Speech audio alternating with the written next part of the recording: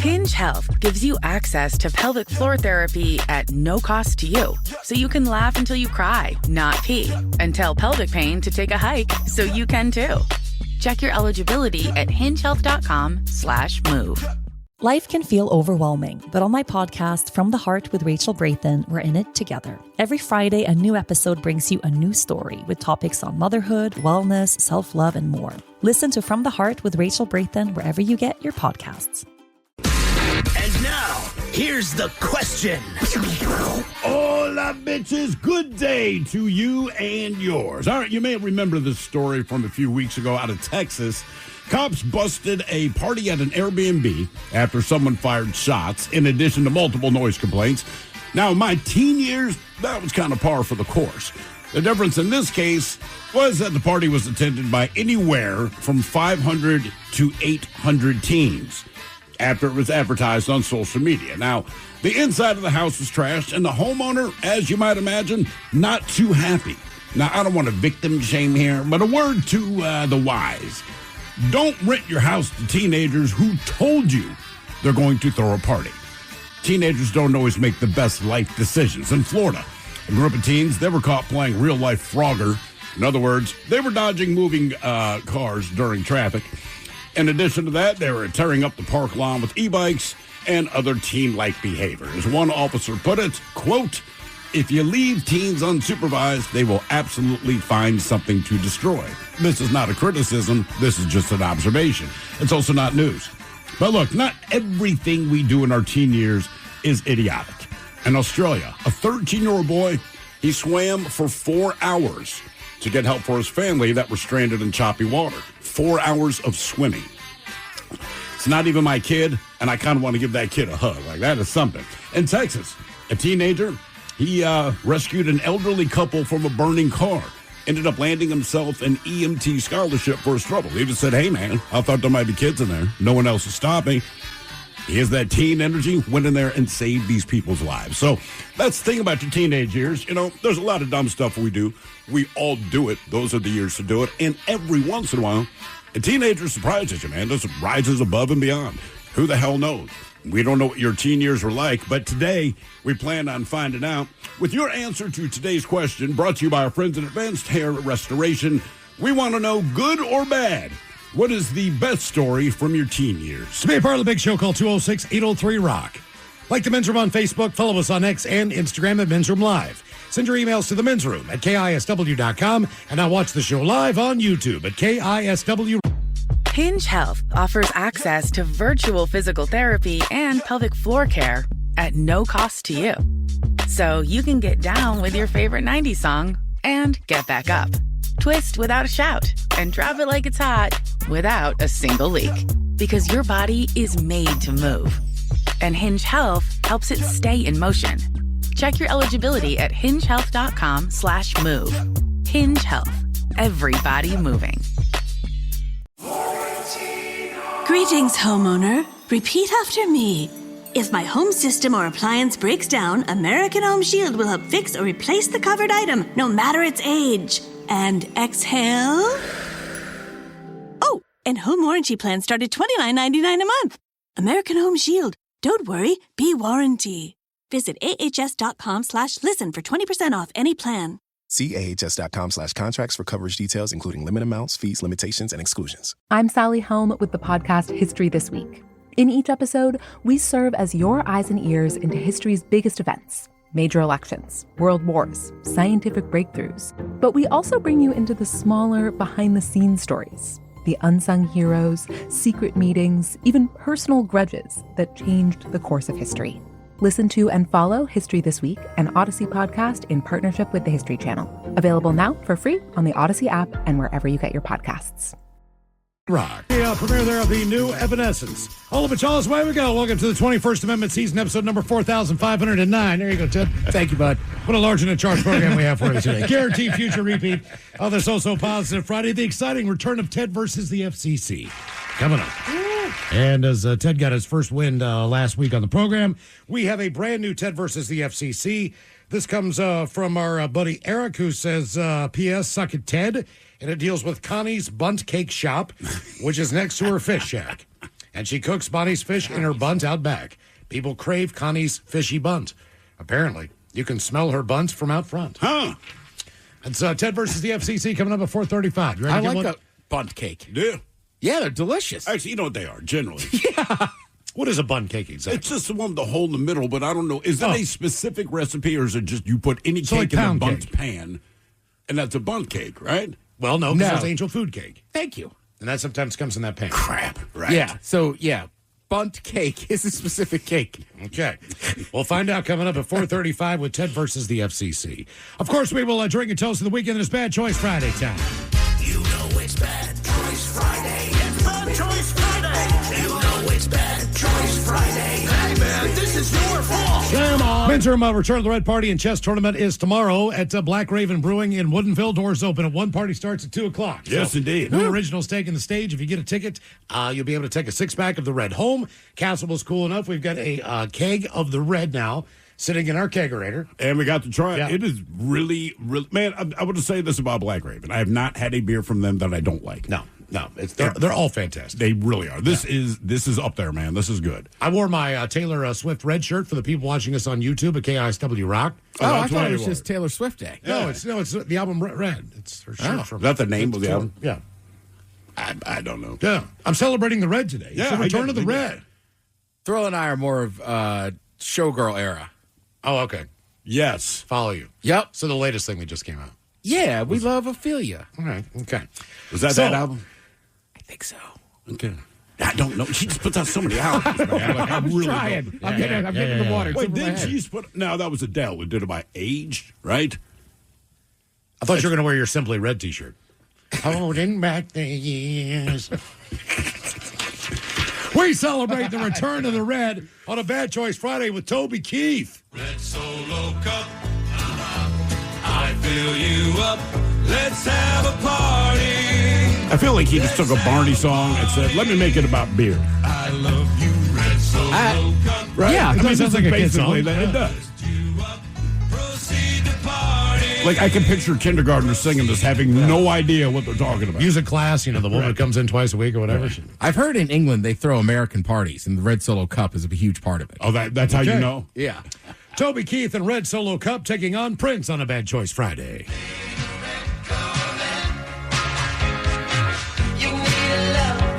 I believe this is the song that ended up getting explicit stickers put on albums. Yes, that is correct. This was the one. This is kind of today is more of a, do you want the better song or the mood song? Red Solo Cup's kind of a mood. Oh, yeah. This is a better song. By leaps and bounds. Return of the Red Party. Again, doors open tomorrow at 1. The party starts at 2 o'clock. With the purchase of a ticket, you get a 6-pack of the Red to take home with you. Yep. Keep in mind, if you're 21 years of age or older, you need a ticket to get in. Yes, they will be available at the door. If you want to bring the little ones to hang out, they get in absolutely free. And even if that little one is 20 years old, Yep. anybody under the age of 21 is free. If you're 21 and older, you need to buy a ticket. But that includes, again, the 6-pack of beer for you to take home. And a performance from the new originals, which is probably worth every penny. And you can watch people play chess. I mean, like, it does not get better than that. Good times. What's that guy's name? Josh? Who? Oh, the guy that... Is he coming? Guy, I don't know.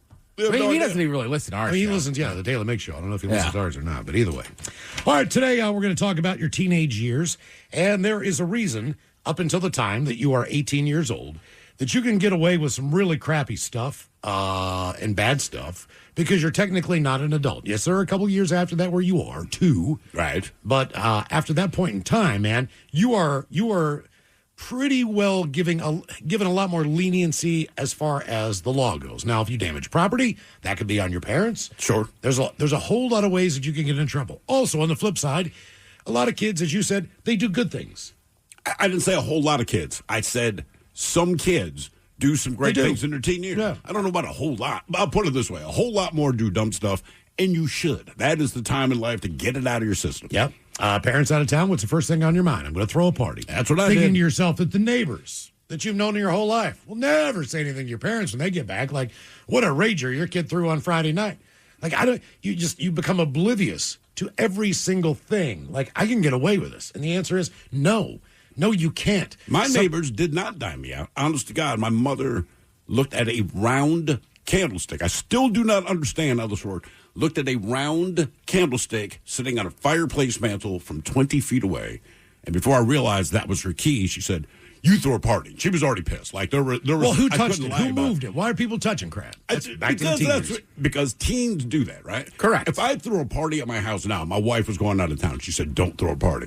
I could probably get away with it because the adults you invite, we would just sit around, drink, probably trash the basement a little bit. It would also be kind of weird. It would be. If you're like, my wife said I can't throw a party. Look, if you're throwing a party, the problem with it is, back in the day anyway, word gets around.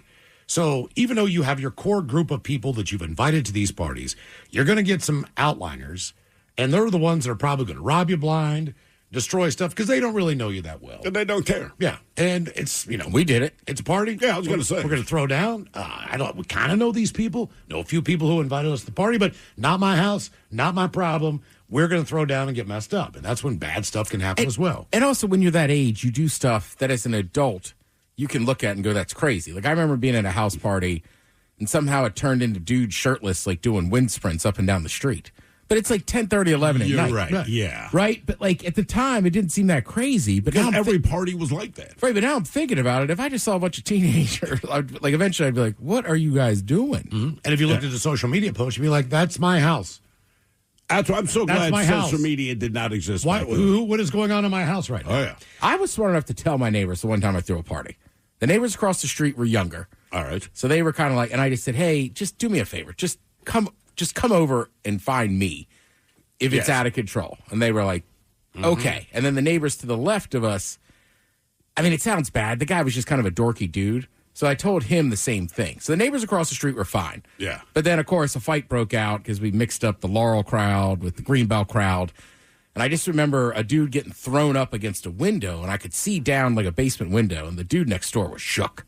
And he was so scared. So I just ran over, knocked on his door, and I said, I'm kicking them all out. Please don't call the cops. And it's what's weird in your teen years, that there is that friction, whether it's like from rival high schools or girlfriends or boyfriends or whatever the deal. Stupid. There's always some dumb crap. And then you get older, and you realize, like, if you meet somebody from your hometown as an adult somewhere else other than your hometown, super happy you're to best see friends. Oh, yeah. What high school did you go to? Oh, I hated that high school. The rival. Cool. Yeah. I hated them. But now you're best buds. But when you're that age, you're not. This is like the biggest enemy you could ever have in your life is whoever these people are on that side of town, or whoever these people are who go to this school or play for that team, whatever the deal is. You do it in sports when you travel. Yeah. Right? Like, as a Seahawks fan, you hate the Niners. But, like, this summer, if I'm in Ireland and I see a Niners fan, I'll be like, yo! And you'll talk smack, but it's happy smack. Yeah, right. It's fine. You're drinking beer. A guy talked to me yesterday, all right? Miles and I were outside smoking. This guy's like, hey, man. I don't remember him. He's like, I was your neighbor in Greenwood. Oh, he said, I was your neighbor. I'm like, where? He's like, you lived across from the rickshaw. I'm like, all right. He's like, I was in the party house next door. All right, so there were two groups of people that were in this house, but the owner always rented it out to late teens, early college students. And he goes, we used to throw all the parties all the time. It's the first thing he said. And I said, I do remember that. And he said, man, you were pretty cool about it. I said, look, I get the age. You know what I mean? So I did not care. You're going to make noise, but nothing crazy happened. And then I brought up the one time my fence got knocked down. He goes, that wasn't us. We had moved out when that happened. He gave me the year he moved out, so he's right. So at this point, 3 young girls had taken over this house. I was in New Orleans when the fence got knocked down, all right? But they throw a party every weekend. No big deal. It is what it is. My wife calls me in New Orleans and says, look, they had a party, and to your point, 2 guys got in a fight over a girl about whatever. One of the guys basically got thrown through the fence. The fence came down. I said, well, you need to let them know I am out of town. I will be back at that time about 36 hours. That fence needs to be back up and repaired by the time I get home, and they won't have any problems. So my wife handled her business, as she said, early the next morning. She's like, I knew they were hungover. And she just screamed, explained the situation. The girl said, well, we don't know what to do. We don't have the money. Now, my wife was a little more forgiving. She calls me, says, look, man, they don't have the cash. I said, this is not my problem. So when I get back to Seattle and I arrive home, that effing fence needs to be up, or they're going to have to deal with me. They don't want to do that. When we landed, the fence was back up completely. I don't know what they did. They fixed it. Well, my wife put the fear of God. But the only time I said something during one of the parties, same thing. I hear this guy just raging out front. He's pissed. He's shirtless. We've all seen this guy, right? His buddies are trying to calm him down. And again, it had something to do with the girl inside. I don't know the whole thing. I'm on my balcony smoking a cigarette, right? So I'm just kind of watching this thing. And as he's, venting to his friends about what that bitch did, he slammed his hand down on the hood of my car. Mm-hmm. And that's when I said, hey, man. And they all looked up and said, I know you got S going on right now. I said, if you touch my vehicle again, I'm going to come downstairs and I'm going to end you. Do you understand? He's like, I'm so sorry. I'm like, get it together. I don't care. I don't even care if you scream in front of my house. I get it. If you touch my goddamn car again, that's the last thing you're going to do. Do we understand each other? I do. I'm sorry. Then he put a shirt on and went back inside. Everything's cool. Yeah. It's just so dumb. But that's when I felt old. I'm like, I am now officially the old man. Well, when you're worked up with your friends, too, and then somebody from the outside says something, it almost just kind of snaps you out of it. And he was pissed, and he was drunk, and dude, I completely get it. Don't touch my car. That's what, kick the sign down the street. Keep yelling. It's kind of cool. But when you're a kid, it's like... You don't think about it. One guy used to kick my ass twice a week on the way home. I mean, for years. It was just what we did. Yeah. We just squared up. He was also 2 years older because he failed. I think that's what we did. I took a beating, and he did basically, yeah. He just waited for me to beat my ass. You know what I mean? But tough guy, 2 years old. When we got to high school, we played football together, and we were in the same class. He was just 2 years older. He sounds brilliant. Well, okay, I'll give you an idea. He used to drive me to junior high sometimes and pick me up. Even okay, I'm in 8th grade. I'm in 9th grade, 8th grade. Our junior high was to 9th grade. There was only 3 years. But of high you're still in the same class. I went to 8th grade twice. My birthday's late in December, so I was still basically the same age. Yeah, the next year. But you know what? I just went from being young in the class to being. But we saw each other later in life, always giving each other a hug. Of course, I throw him crap on Instagram to this day. We both love seeing each other, hanging out. We hated each other growing up. Of course, there was a guy I played football with. He was a quarterback at one of our rival schools, Grafton, and this guy was good. And I almost beat his ass twice, but every single time something would happen. And he would come back and win the game and just piss me off. So then, I think, matter of fact, he even picked me off one game. Right. Not only did he, score 20 more points than we did, he picked me off and ran into the end zone for a touchdown. I'm like, this guy. Did he give you the Dion? I hate this guy. So in baseball, I would throw at his head because that's fair. I hated him. Right. And he would throw at mine if he was pitching. So it was one of these things. But we both ended up playing college football, and he ended up going to Pitt, but he played quarterback at Pitt. And I was just a fourth-string punter for the West Virginia Mountaineers. Yeah. But at the end of the game, I ran out on the field. We saw each other, give each other a big hug. He's like, I hate you. And I'm like, I hate you too, man. Great game. All right. It's just weird, you grow up. So our question, good or bad, what is the best story from your teen years? 206-803-ROCK. Ever heard of warranty? It's an energy someone gives off when they have an American Home Shield warranty. It's the feeling of protected appliances and home systems, covered repairs or replacements, HVACs, ovens, fridges. Wow, my warranty is incredible. American Home Shield. Don't worry, be warranty. For 20% off our plans, visit ahs.com/listen. See ahs.com/contracts for coverage details, including limit amounts, fees, limitations, and exclusions. Hinge Health offers access to virtual physical therapy and pelvic floor care at no cost to you. So you can get down with your favorite 90s song and get back up. Twist without a shout and drop it like it's hot without a single leak. Because your body is made to move. And Hinge Health helps it stay in motion. Check your eligibility at hingehealth.com/move. Hinge Health. Everybody moving. Hey everyone, I'm Josh Radner, and I am so excited to tell you about How We Made Your Mother, a rewatch podcast looking back at How I Met Your Mother. And I'm here with Craig Thomas, who co-created the show along with Carter Bays. Hi, Craig. Hey, Josh. Somehow it has been 20 years since the show premiered. I'm going to check the math on that. 10 years since it went off the air, and we thought that made this a perfect time to look back, see what the hell we did, and why the show still seems to resonate with fans around the world today. Follow and listen to How We Made Your Mother wherever you get your podcasts. The mighty 99.9 KISW and KISW HD1 Seattle.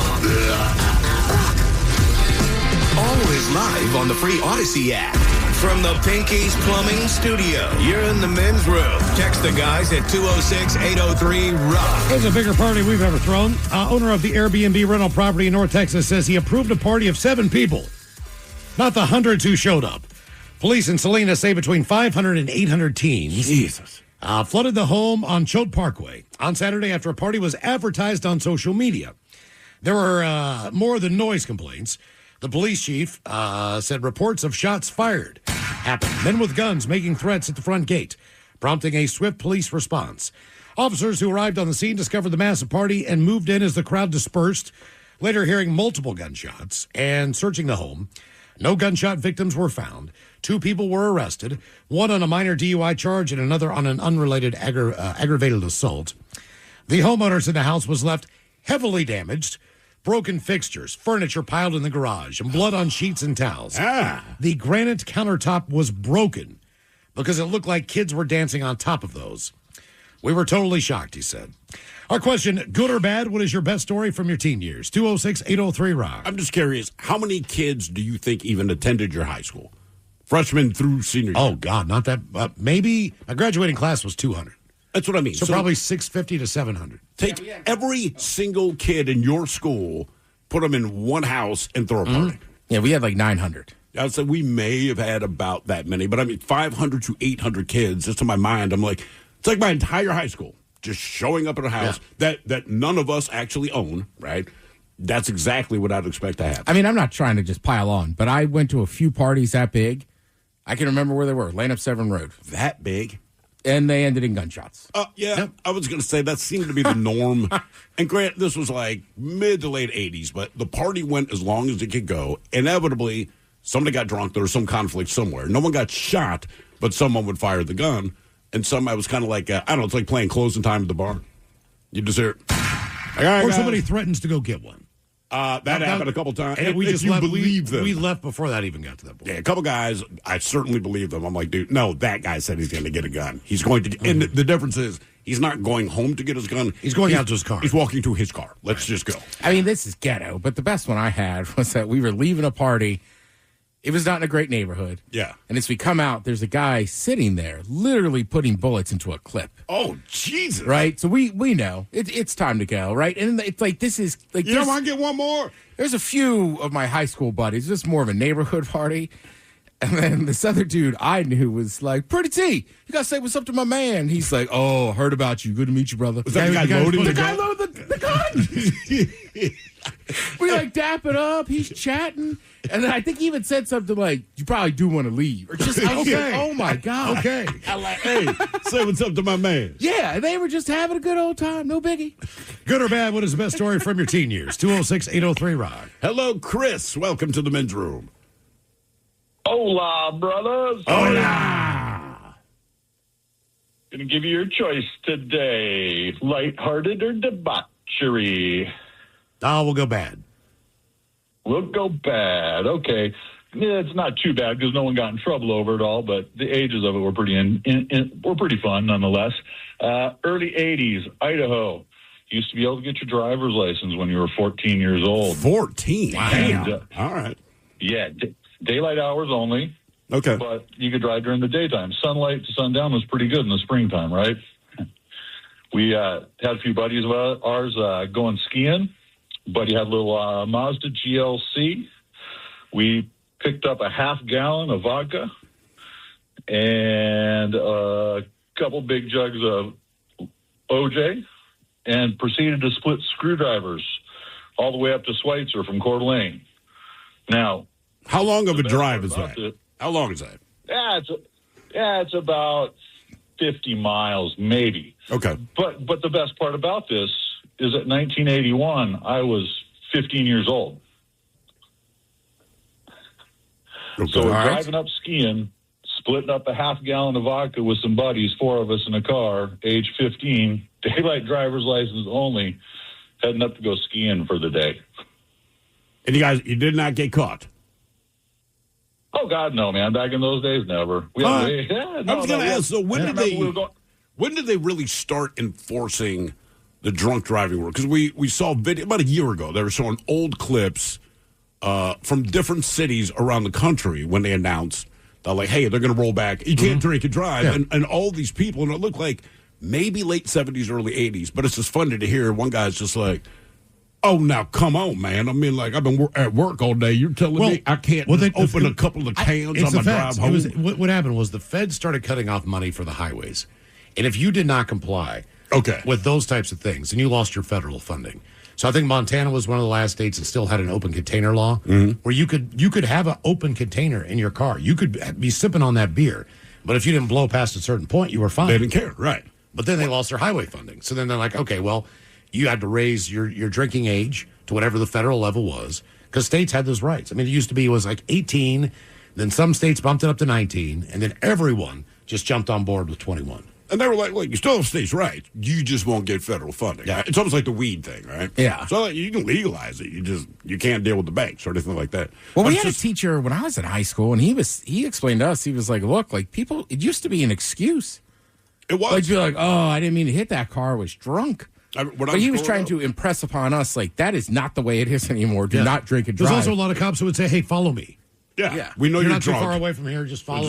Just follow me home. I remember there was when we lived out in the woods, a Camaro. I slept through this, which my parents couldn't believe. But I guess in the middle of the night, this guy wrapped his Camaro around a tree. Obviously woke my parents up.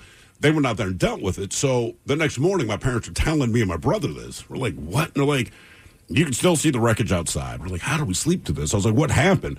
And my dad's like, oh, well, the cops showed up, and the guy, he had like 5 or 6 beers. And just because of the times, we were like, oh, yeah, that makes sense. And so my dad wasn't offended. The cops, he did not get arrested. It's like, oh, no, they took him to the hospital, but that's... And it did not occur to anyone that, like, maybe this isn't a good idea. It was just like you said, that is the excuse for any bad thing you did. Good or bad, what is the best story from your teen years? 206-803-ROCK. Which is just insane. But it's just the times, you don't think about it, but it made sense. The reason I drove into this tree is because I was behind the wheel and I was hammered all of a sudden. They're like, oh, that makes complete sense. I mean, that was it. Right? Yeah. I mean, it was the same thing with the seatbelts, right? There's a lot of people who are like, I'm not wearing my seatbelt. Oh, yeah, that was a big thing. Like, if I got in somebody's car now and they were driving, like, I'd be like, why isn't your seatbelt on? Put your damn seatbelt on. Like, it seems insane to me. Typically now the car won't stop dinging until you do it. Or you get in the car and it does it for you. Always pretty just like that. The Topaz had an automatic seatbelt. Did it still work? That did. Okay. Yep. That was the one thing kind of that attached to the door. Correct. You just slid underneath it.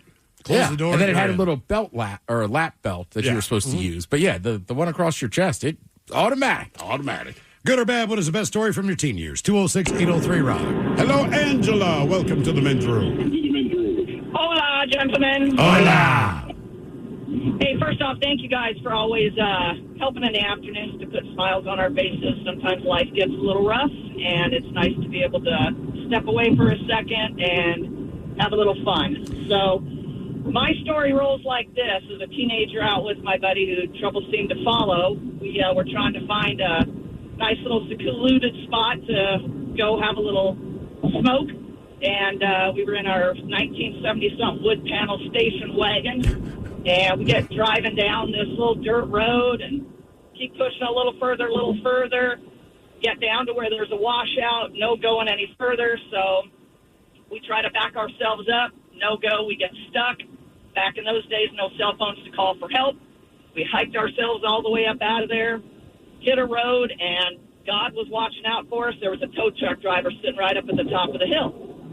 So we approached this guy, young guy. We absolutely begged him to come down and help us. He's telling us, man, I really can't do it. I'm going to get in trouble. We said, dude, you got to help us, So he makes the bad mistake to come down and help us, gets his tow truck down in there, gets hooked up to us, tries starting to pull us out. Now the station wagon is starting to slide off the side of a, decent-sized little, I don't want to call it a cliff, but a nice little hillside. All right. And so he's got to stop. He can't unhook us from his rig, so he's got to call back to his boss. They send out another tow truck. They get out, assess the situation, figure we need the big monster tow truck, so they got to run back to the shop, get the other big tow truck, bring it down, and it turned into this whole cluster, trying to rig up these tow trucks. So they had to run line from the top of the hill with the big rig down to the one he had gotten stuck, try to pull us up, and it was like pull us 20 feet, move him up 20 feet, pull us up 20 feet, move him 20 feet. So it was a mess, and we did finally get ourselves out of there, but I'm pretty sure that kid lost his job that day. Oh, no. How long did the process take? All in all, and I was supposed to be home. I'm young. I got my butt in trouble for not getting home on time. I would say we were probably sitting there for at least 3 hours trying to get this all worked out. 3 hours? Jesus. Oh, man. Okay. Yeah. Because we worked probably close to an hour just with him, because he knew he was going to get in trouble, so he was trying to get himself out of there too. And it was just a mess, because there was a 90-degree turn we had to make, and it was at that 90 degrees that he lost. And, it was just a mess, but we got out of there and somehow survived. Damn. Okay. I don't know if it's better or worse not having cell phones back in the day. Right? I think it's better. Well, it depends on the situation. If you're legitimately in trouble, you'd want to reach out to your parent. And look, rarely was I actually in trouble. They did not need to know anything I was doing. But just when you didn't have a cell phone, you might get home late, and your parents could ask what you were doing. You could almost give any answer, whatever seemed most plausible but was not necessarily accurate, because there was no way to verify it. Right? There was nothing. There was no cell phone. There was absolutely. So if you just said, well, because we know you weren't, and sometimes parents played their hand, well, we know you weren't at Devin's house. So I'm like, okay, check that from we were, we're hanging out on the golf course. Look, maybe I'm lying. Maybe they even know I'm lying, but there was absolutely no way, Clifton, to prove that to be true. Yes, but in that case, but here's the weird thing, right? So if we were effing off at someone's house, and again, without cell phone, they weren't really going to call there after certain times. They don't want to mess with their parents, whatever. We would say we were hanging out at Lake Clifton, the golf course. If we were actually at Lake Clifton, then that means we were really up to no good, and we would lie, and we were saying at someone's house. Yeah. Right? It's a weird, but I mean, if we went to that golf course, dude, we were drinking real hard and just doing dumb stuff. This is a true story about that golf course. I was working at a classic rock station in Baltimore. I was doing the morning show, and we wanted to do the big thing then was people were doing glow-in-the-dark night golf. At Lake Clifton? Well, the balls were glow in the dark. The sticks, the flag sticks were glow in the dark. The tee boxes were glow in the dark, and then they had a line of the glow in the dark sticks that kind of led you to see, where you were hitting the ball. Jesus. And so it's only 4 holes, I believe. You only play 4 holes at night. And I remember being in the promotions meeting, and the general manager's in there. We're discussing everything. It's going to be a Halloween tournament. It's going to be the weekend before Halloween, whatever. Not on Halloween night, right? But it's going to be a Halloween themed thing. And so the promotion director, who is in charge of all the events, she raises her hand, Donna Jean, and she says, "Jim," she said, "I was going to go and buy some decorations and try to spruce it up a little bit, kind of make it scary so people know this golf course is in the middle of Baltimore City. It does not need to be made scary." And Jim goes and he looks at her and he goes, "Donna Jean," he says, "God damn it," he said, "we're starting this thing at 9:00 at night." He said, "It's Halloween in Clifton Park." He's like, "If that ain't scary, I don't know what is." Right. Seriously, I can't believe he just pulled up and started playing golf, basically. Yeah. But it was, that golf course was, When I worked at that bar at Hopkins, we would go over, we would close the bar at 2. Mm-hmm. We would drink in the bar till about 5, and then we would go over to Clifton Park, and we would get carts and play. And we would just be shotgunning beer. I feel bad now. We were destroying that course, like doing 360s in the cart, and nobody ever said a word. Because everyone that hung out there, look, I would go there with my buddies, and we'd get it on, and we're tearing stuff up, and you'd hear like 3 or 4 other groups of kids our age doing the same thing. We never interacted, but it's just like, they're 100 yards away. And again, it's the middle of Baltimore City, man. It was... I can't believe that course is still open. If you did not murder someone, they kind of did not care what you did there. Well, so do you remember the old review on it? No. So Yelp wasn't around yet. I forget it was something, but you could. We were starting to get online a lot. Yeah. And one of the reviews was like, "Course is okay. It's in the middle of the city. I got approached by a prostitute on like the 6th tee green." Yeah. Tee box. I had a guy with 3 balls that he found in the street because it basically was a chain link fence and then the row homes were on the outside of the perimeter of it. Yeah. This guy walks up to the fence line. He's like, "You want to buy 3 balls?" And I was like, I'm good to go. He's like, "You're going to buy these 3 balls." Yeah, I was going to say that. Yeah. He's like, "Man, I got $5." He's like, "Thanks." Good or bad, what is the best story from your teen years? 206-803-ROCK. He told you you're going to buy them. You're going to buy these golf balls. Well, if you golf, like the starter, they generally have some rules. Right? Like, Miles, you golf all the time, right? Obviously, you know everybody at the course, but like, you go to a new course, like people sneak beers in their bag. Sure. Yeah. But we would just throw a 30-pack in the back of the cart. Never a word. They don't care. I saw a girl drive through a sand trap. She was so drunk. Yeah, it's like, look, if you didn't kill anybody, we got no questions for you, man. Good or bad, what is the best story from your teen years? 206-803-ROCK. Hello, babe. Welcome to the men's room. Hola, bitch, hola. Hola. All right, take you back to the high school days in '85. My brother was a senior. We grew up in this little podunk town north of Spokane on 40-acre farmish. It was a farm. And parents were divorced, and my mom said she'd rather have us drinking where she knew we were instead of going out in some crazy place and then trying to drive home at 1 a.m. and, bad things happen. So she said we could have it on our property, and that was as cool as everything. So we were planning this big kegger, and one of the seniors had loaded up his truck with like 6 kegs and drove around town showing off how cool he was and shook them all up. And so we couldn't get a regular beer out of this thing all night. It was just foam, scrape the foam off, drink flat beer. So everybody was beer bonging just to get drunk, which worked great. But then it got late, and we didn't have any bonfire built up or anything, and we weren't using the chicken coops anymore because the parents were divorced. And so we went and found some gasoline in the garage and sprinkled it all over the chicken coop and threw a match to it. And half the people started freaking out because we're burning buildings down on the property to have a bonfire. And it was so much fun. We burnt the second one down. My dad was really mad at us because he would have used those on his property. But we thought it was too cool to do that. So we torched them, blowing those things like trumpets all night, pissed my mom off. And she took all the keys, but somebody found their keys and drove away and ended up racking their truck up on the side of the road on the way home. And it was a big crap show. Yeah. That's the whole point. You just got to stay here. That is teen years, man. Good or bad, what is the best story from your teen years? 206-803-ROCK. Hinge Health gives you access to pelvic floor therapy at no cost to you. So you can laugh until you cry, not pee, and tell pelvic pain to take a hike so you can too.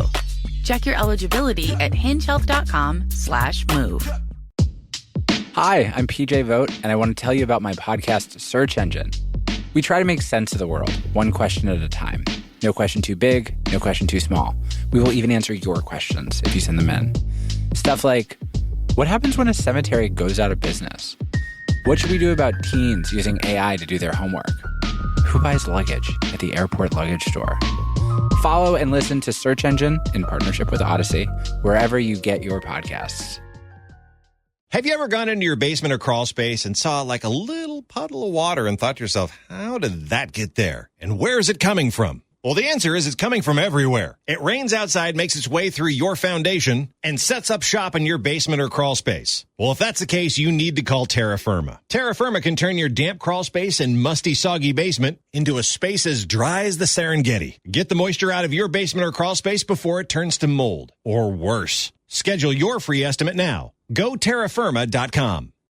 Hinge Health Enso relieves muscle pain in minutes. It's an FDA-cleared device that delivers drug-free relief on the go, so you could feel better by the end of your favorite podcast. Check your eligibility at hingehealth.com/move. Life can feel overwhelming, but you don't have to go through it alone. On my podcast, From the Heart with Rachel Brayton, I share openly and vulnerably about everything life brings us and what we can learn by living with our hearts a little bit more open. Every Friday, a new episode brings you a new story with topics on self-care, motherhood, healing, and more. You are enough, just the way you are. And this podcast is a reminder of that. Follow and listen to From the Heart with Rachel Brayton wherever you get your podcasts. 99.9 KISW. The shenanigans continue. This is the Men's Room with Miles and Thrill. Coming up, we'll drink a toast of the weekend with a shot of the day. That is Bad Choice Friday time. You know it's Bad Choice Friday. It's Bad Choice Friday. You know it's Bad Choice Friday. Hey, man, this is your fault. And today we're celebrating the return of the Red as a Men's Room. Return of the Red party is tomorrow. Black Raven Brewing in Woodinville. The doors open at 1, party starts at 2. New originals taking the stage. Each ticket gets you a 6-pack of the brand new Original Red to take home with you. I wish more places to do that. Like, hey, buy a ticket to our concert, buy a ticket to the baseball game. Here's a 6-pack. That's right. Tickets on sale now, KISW.com. And the door. Hope to see you tomorrow in Woodinville. So we salute the Red today with Toby Keith. Red Solo Cup, I fill you up. Let's have a party. Let's have a party. Yeah. You ever seen this video? No. It's pretty good. It's like a POV, point of view. I've never heard of that before. I certainly didn't learn it from porn. No. POV, huh? And it's just like, I think it's him or somebody holding a red cup, and it's just going through the whole party. So you just see the cup kind of. Yeah, and it's like people are doing keg stands or playing beer pong. Like, cool. As I said, that song's just a vibe. Toby Keith, the Red Solo Cup, taking on Prince on a Bad Choice Friday.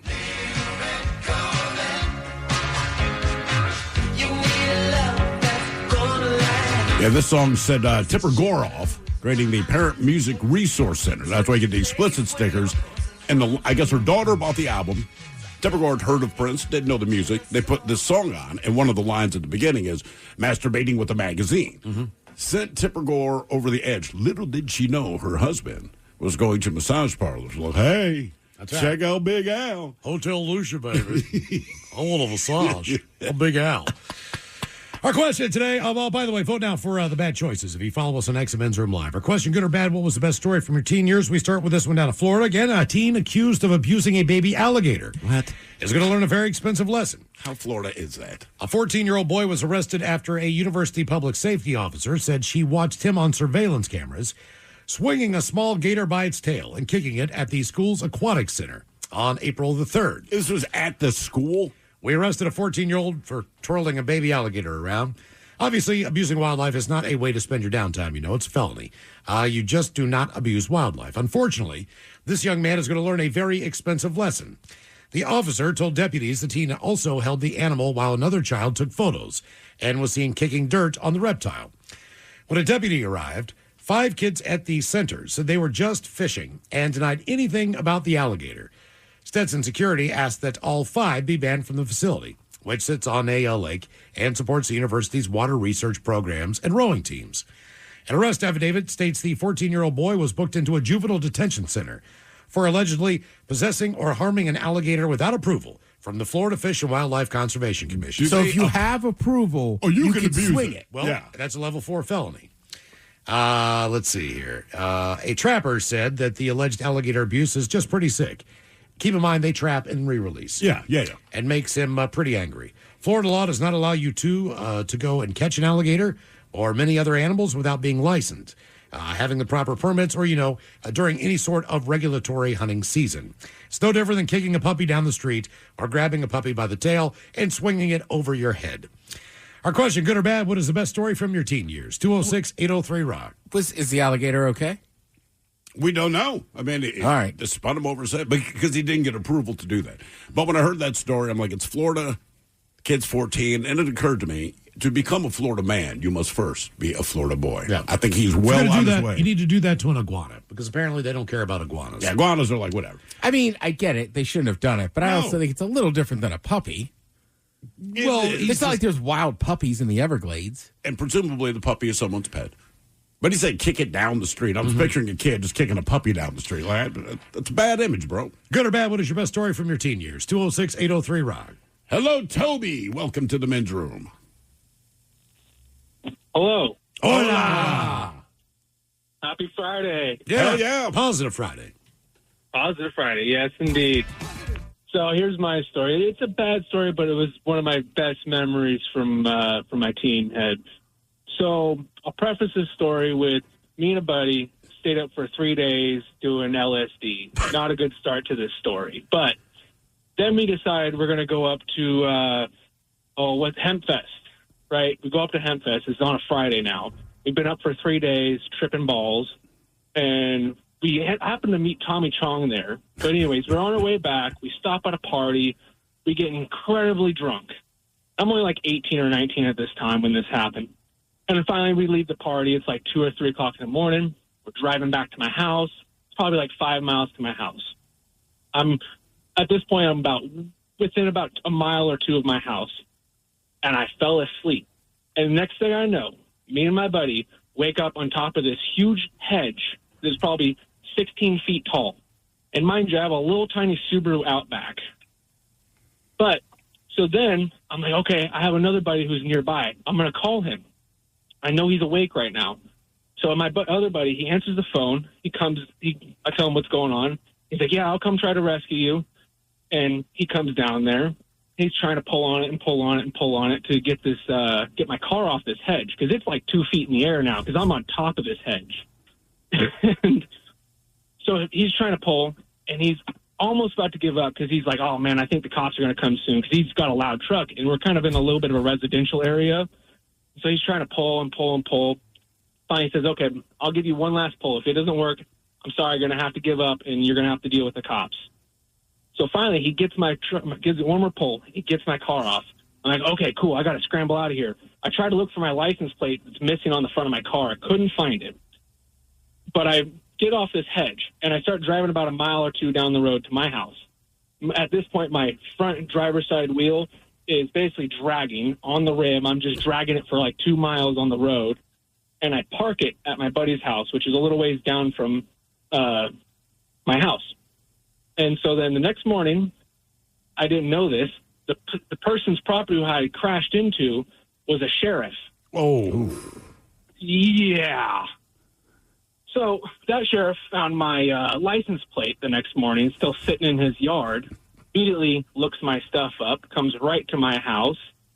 Of course, my mom answers the door, doesn't see my car there, so she doesn't think I'm there, and she tells the officer, I don't know what's going on. Da, da, da, da. She plays dumb because she's a good mom, She gets the officer to go away, and finally she comes knocking on my door. Do, do, do, do.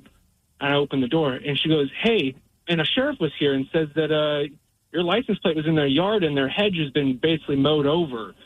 I'm like, oh, yeah, and I bust out the best fake cry of my entire life. Best acting ever. And I go, I'm so sorry, Mom. There was a deer, and I had to swerve to miss it. I didn't know what to do. Da, da, da, da. Mom believes it. She's like, okay, well, the sheriff doesn't want to press any charges on you. He's going to be cool about it. He just wants you to call and talk to him. I'm like, okay, cool. So I call this sheriff up, and he's like, well, I'm not going to press any charges if you come down here and clean up your mess. And I was like, by all means, I'll be right there. And, I went down there and cleaned up my mess and helped him stand his hedge up as best as it could, and he let me go away. Hopefully got your license plate back. Yeah. Okay. Did you give him the same line that you were dodging a deer? Yes, sir. And, he goes, this isn't the first time that's happened. That's why I have these hedges in front of my house so nobody goes through my house. So, hey, good idea, man. There's freaking deer everywhere, dude. Yeah, exactly. Because it was kind of a rural area, but residential still. Yeah. Man, you got lucky. Usually I can smell the lie of my kids. I think I'd look at my kid and be like, okay, well, tell the sheriff that when you talk to him. Sure. Good or bad, what is your best story from your teen years? 206-803-ROCK. Hello, Matt. Welcome to the men's room. Hola, bicholas. Hola. All right, so... Attention Sabra lovers, new size, new low price, same high quality. Now it's easier than ever to enjoy delicious, creamy hummus without stretching your budget. Sabra brings you bold flavors, high quality ingredients, and a size that fits your lifestyle. Perfect for snacking, spreading, or sharing. So go ahead, grab your favorite flavor, or pick up a few and keep the goodness going all week long. Find Sabra at your favorite retail location. Spend less, dip more with Sabra. Hinge Health gives you access to pelvic floor therapy at no cost to you, so you can laugh until you cry, not pee, and tell pelvic pain to take a hike so you can too. Check your eligibility at hingehealth.com/move. Hey everyone, I'm Josh Radner, and I am so excited to tell you about How We Made Your Mother, a rewatch podcast looking back at How I Met Your Mother. And I'm here with Craig Thomas, who co-created the show along with Carter Bays. Hi, Craig. Hey, Josh. Somehow it has been 20 years since the show premiered. I'm going to check the math on that. 10 years since it went off the air, and we thought that made this a perfect time to look back, see what the hell we did, and why the show still seems to resonate with fans around the world today. Follow and listen to How We Made Your Mother wherever you get your podcasts. So the best, keep turning it down. So the best story from my teen years is probably, I was like 15, and so my friend, I don't know, like we're 15-year-old boys, it was the dog days of summer. He was like over my house for a couple of days, and his dad was friends with my neighbor, and it was like a Friday night. His dad and my neighbor got drunk and got in this huge like argument, and so like somehow my mom, my friend, and I were over at the neighbors, and we had to go get his dad's car because like he was too drunk, and we like bring it over to our house. Anyways, long story short, I wake up the next morning, and they're like, with my mom and his dad are like, hey, you guys got to get this crap out of this car. Or no, my mom was telling me to get my friend's dad's stuff out of. It was outside, and she's like, go get that. It's in the rain, and he's gonna come picking it up. So I was like reluctantly like half awake because you go outside. We grab his stuff that was in the back of that car that we brought over, and I just I throw it in, it was like a duffel bag type thing, and I threw it on the ground. I guess I should at this point, I should say, my friend's dad grew weed. Like 2 ounces of weed just came falling out of this bag. And, so me and my friend Drake, we had like free weed for the rest of the summer because we were 15. So 2 ounces of weed went a long way. Yeah, but a long way today, man. Yes, it would. Yeah, you didn't see too many ounces when I was growing up. You saw eighths that were cut with crap. You always saw eighths. Yeah. And I never saw a really big bag of weed until, I guess, maybe a drug dealer in college. Yeah, I was going to say, the first time I saw it was a guy dealing the drug. Like, he always dealt to us, but this is the first time we'd actually been to his place. And he opens the door. And it's one of the dude, I remember, he opened the door, he had a shotgun. Like, and the thing is, like, we told you we were coming over. Also, you invited us. So we went over there, knock on the door. Probably more for show. Opens with a shotgun. But when we walked into his house, just like you're saying, you'd always seen eighth bags. And he just had stacks of ounces. And we're like, oh, my God. It's like going to the Library of Congress. Can't believe it exists that Holy much. crap, yeah. Speaking of two teenagers. I mean, I was probably almost 30 before I saw a pound of weed. I don't know if I've ever seen a pound, man. Yeah, like how vacuum big is that sealed? with their hand? Yeah. I mean, it was vacuum sealed, so it was like holding like a small like pillow. Damn. Okay. It was awesome. Yeah, there was like 3 of them. And I took pictures, but I was like, well, what's the point? Show them to? Put them up on Facebook. I know. I was like, oh, like, you can't do anything with them. I don't want to say who, but when we first got to Seattle, we got some weed connects real quick, and there's this one guy. He's like, "Hey, man, I have this full-on grow operation. I don't remember what direction it was from Seattle, but they're kind of out in the cut." And we're like, "Cool." So he'd supply us with weed. We'd be sitting in the office, man, and like your phone would ding, and he sent a picture. Like, hey, man, here's the bud that's coming. And finally, I had to text him like, "Please do not share these pictures with me." Yeah. I understand that you're excited about it. I appreciate your work, but man, do not send pictures to me of the weed. Speaking of bags with weed, 2 teenagers mistakenly left a knapsack containing marijuana and cash at a donation area outside of a New Zealand charity shop, then returned to retrieve the bag in a panic. A volunteer at the store noticed a pungent aroma before opening the knapsack and finding plastic bags of marijuana amounting to about 43 grams, about 1.5 ounces. All right. New Zealand, that's about $2,200. Police said in a statement, using marijuana recreationally and selling the drug are illegal in New Zealand. Some medical use is allowed, but that requires a doctor's prescription. A spokesperson wouldn't give more details of the shop's location to protect the staff. The boy and the girl had left the backpack outside the shop as they waited for their car to be serviced at a nearby place. Officers were called after the agitated teens returned to the store. Police found not only the weed, an air pistol, which those under 18 cannot possess without a license, and adult supervision. They also found a police scanner. Oh. And more cash in the teen's car. Now, it's not illegal to have a scanner in New Zealand, but distribution or acting on information heard is a crime. So police didn't divulge details about any charges the arrested teens faced or if they had to appear in court. But either way. Yeah, and they don't mess around with drugs over there. But also, the failure is this. That's a teen move to go back and get the thing. Like, look, sometimes you have to accept the loss. I mean, I want to say that's a big thing in airports, right? Because, like, not every drug shipment is, like, a massive deal. Yeah. So people mule stuff or whatever, and I'm pretty sure, like, some of the luggage that just sits there, like, the cops, at this point, they know. Whoever was supposed to pick it up knows. Yeah. And that luggage will just stay there. They're not gonna Somebody's come and pick smart it enough up. to be like, don't pick it up. Trust me, it happened to me last time I was at the airport. I pulled in at SeaTac. Where were you smuggling, dude? I was Mexican bologna. Not me, man. I do this thing where at the airport, which is completely illegal, but I don't care. In the parking garage, I park at the very far end of the parking garage. There's almost kind of like some kind of water system that's going through there. Yeah. Like, I don't know if it's filtration for the refrigeration of the airport or whatever the deal is. But it's up against a wall to the outside. So I smoke a cigarette typically, kind of like leaning over that wall before I go into the airport. I know you're not supposed to do that, but whatever. Behind one of the pillars. Oh, Christ, that smoking area. I don't even smoke. That smoking area is so far away. Like, yeah. That's why I don't go there. Behind one of the pillars was an entire duffel bag. And it had like empty joints, the cases. Right. All kinds of gummies were in there. All of them. I mean, which to me, like, look, dude, it's gummies. You could probably sneak those into the airport, but they paranoid it out and basically took this entire backpack. Now, there was still weed, all right, in a lot of those things. So me, being me, I just parked here. I went through the tubes, saw all the full joints, stuck those in my car. Yeah, Because I'm absolutely. parked there. I'm like, I'll just, when I come back, man, in my car, I'm good to go. So I got like 4 or 5 joints out of it. No gummies? I didn't want to take the gummies because the bags were already open. That's fair enough. You know what I mean? It's like, I don't know. Ted feels different. I kind of felt I'm team edible, so. Yeah, well, I know. But I mean, like, the bags were open. Right, just it'd be like if hands there was a half a bottle of soda that had a screw top on the top, it'd be like, I'm not taking I'm going to drink the rest of this. Yeah. Good or bad, what is the best story from your teen years? 206-803-ROCK. Hello, Joe. Welcome to the men's room. Joe. Hello. Hello. Hola. We got you now, Joe. No, we don't. Back when I was 16, me and there was about 10 of us, we were doing a lot of the Johnny Knoxville style stuff before TV. Hey, Joe, you're gonna have to. Hey, Joe. Hey, Joe, do us a favor, man. Would you get to a better location? Call us back or get off your Bluetooth because we can't hear you. Good or bad, what is your best story from your teen years? 206-803-ROCK. I'm glad I'm not the only one that doesn't go all the at SeaTac Airport when I want to smoke. And look, it doesn't matter so much when I'm going into the airport. I'm like, whatever. But when we land, if I have checked bags and I have to go to baggage claim, because it used to be at the end of the baggage claim, I still do that. And one of two things happens.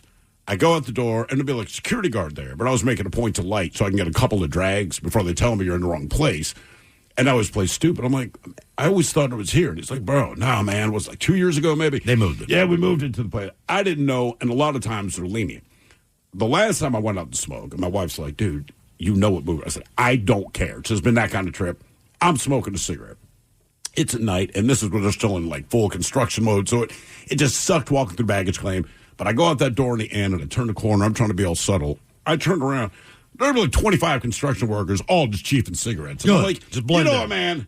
F that. I don't care. I don't know that I've gone out there to smoke since they moved it, that there hasn't been at least 2 or 3 other people out there smoking. Yeah. And most of the time, Is that airport going to get it's finished airport ever? staff.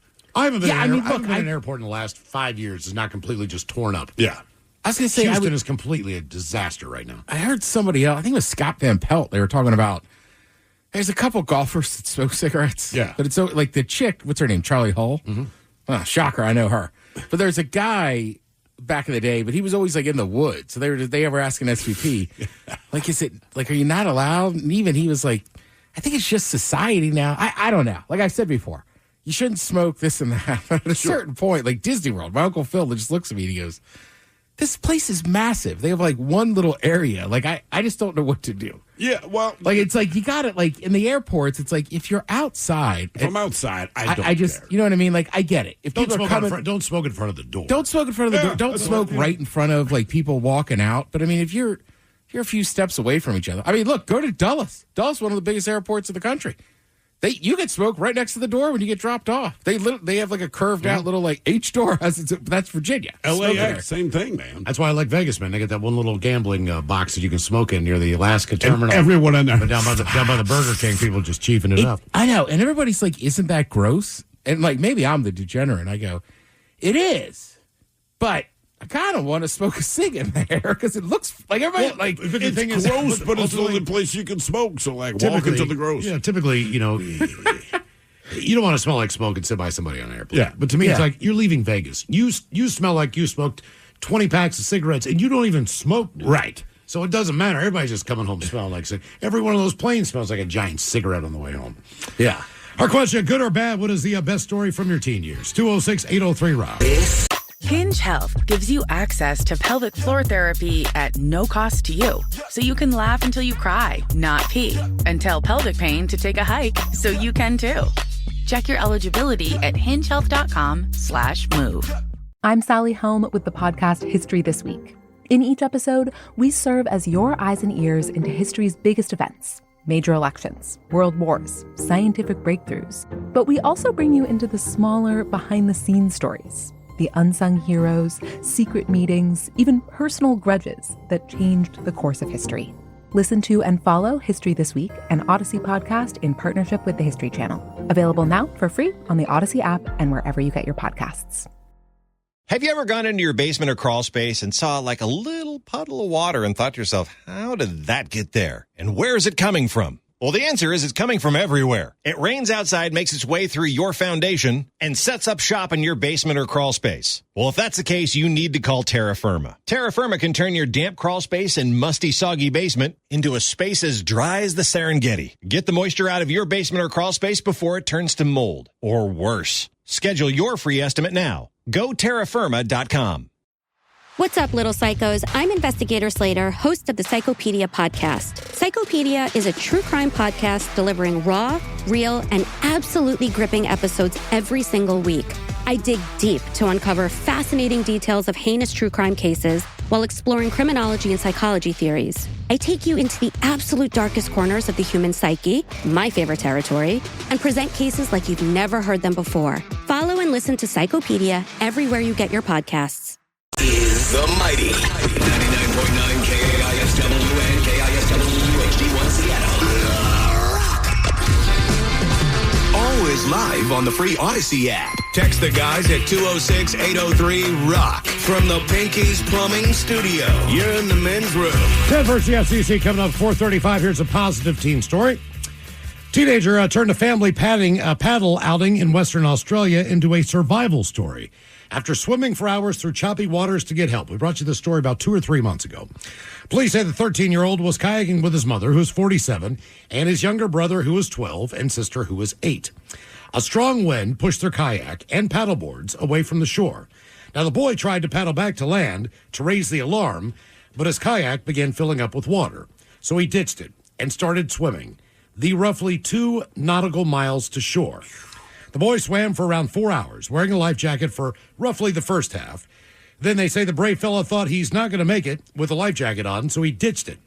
He reached land at about 6 o'clock in the evening, triggering a large air and sea search. Around 8:30, 2.5 hours later, a rescue helicopter found his mother and 2 siblings 8.5 miles offshore. Oh, man. Clinging to a paddleboard. This is in Australia. Right. They praised the mother as an absolute hero as she took care of the other 2, but physically she said, "I'm struggling, I can't." But she just said they're looking her in the eye, and she just kept going and tried to keep the entire family together. A volunteer rescue vessel brought the 3 back to land, where they were all checked by paramedics, taken to the hospital before being discharged. They say the boy's determination and courage ultimately saved the lives of his mother and his brothers and sisters.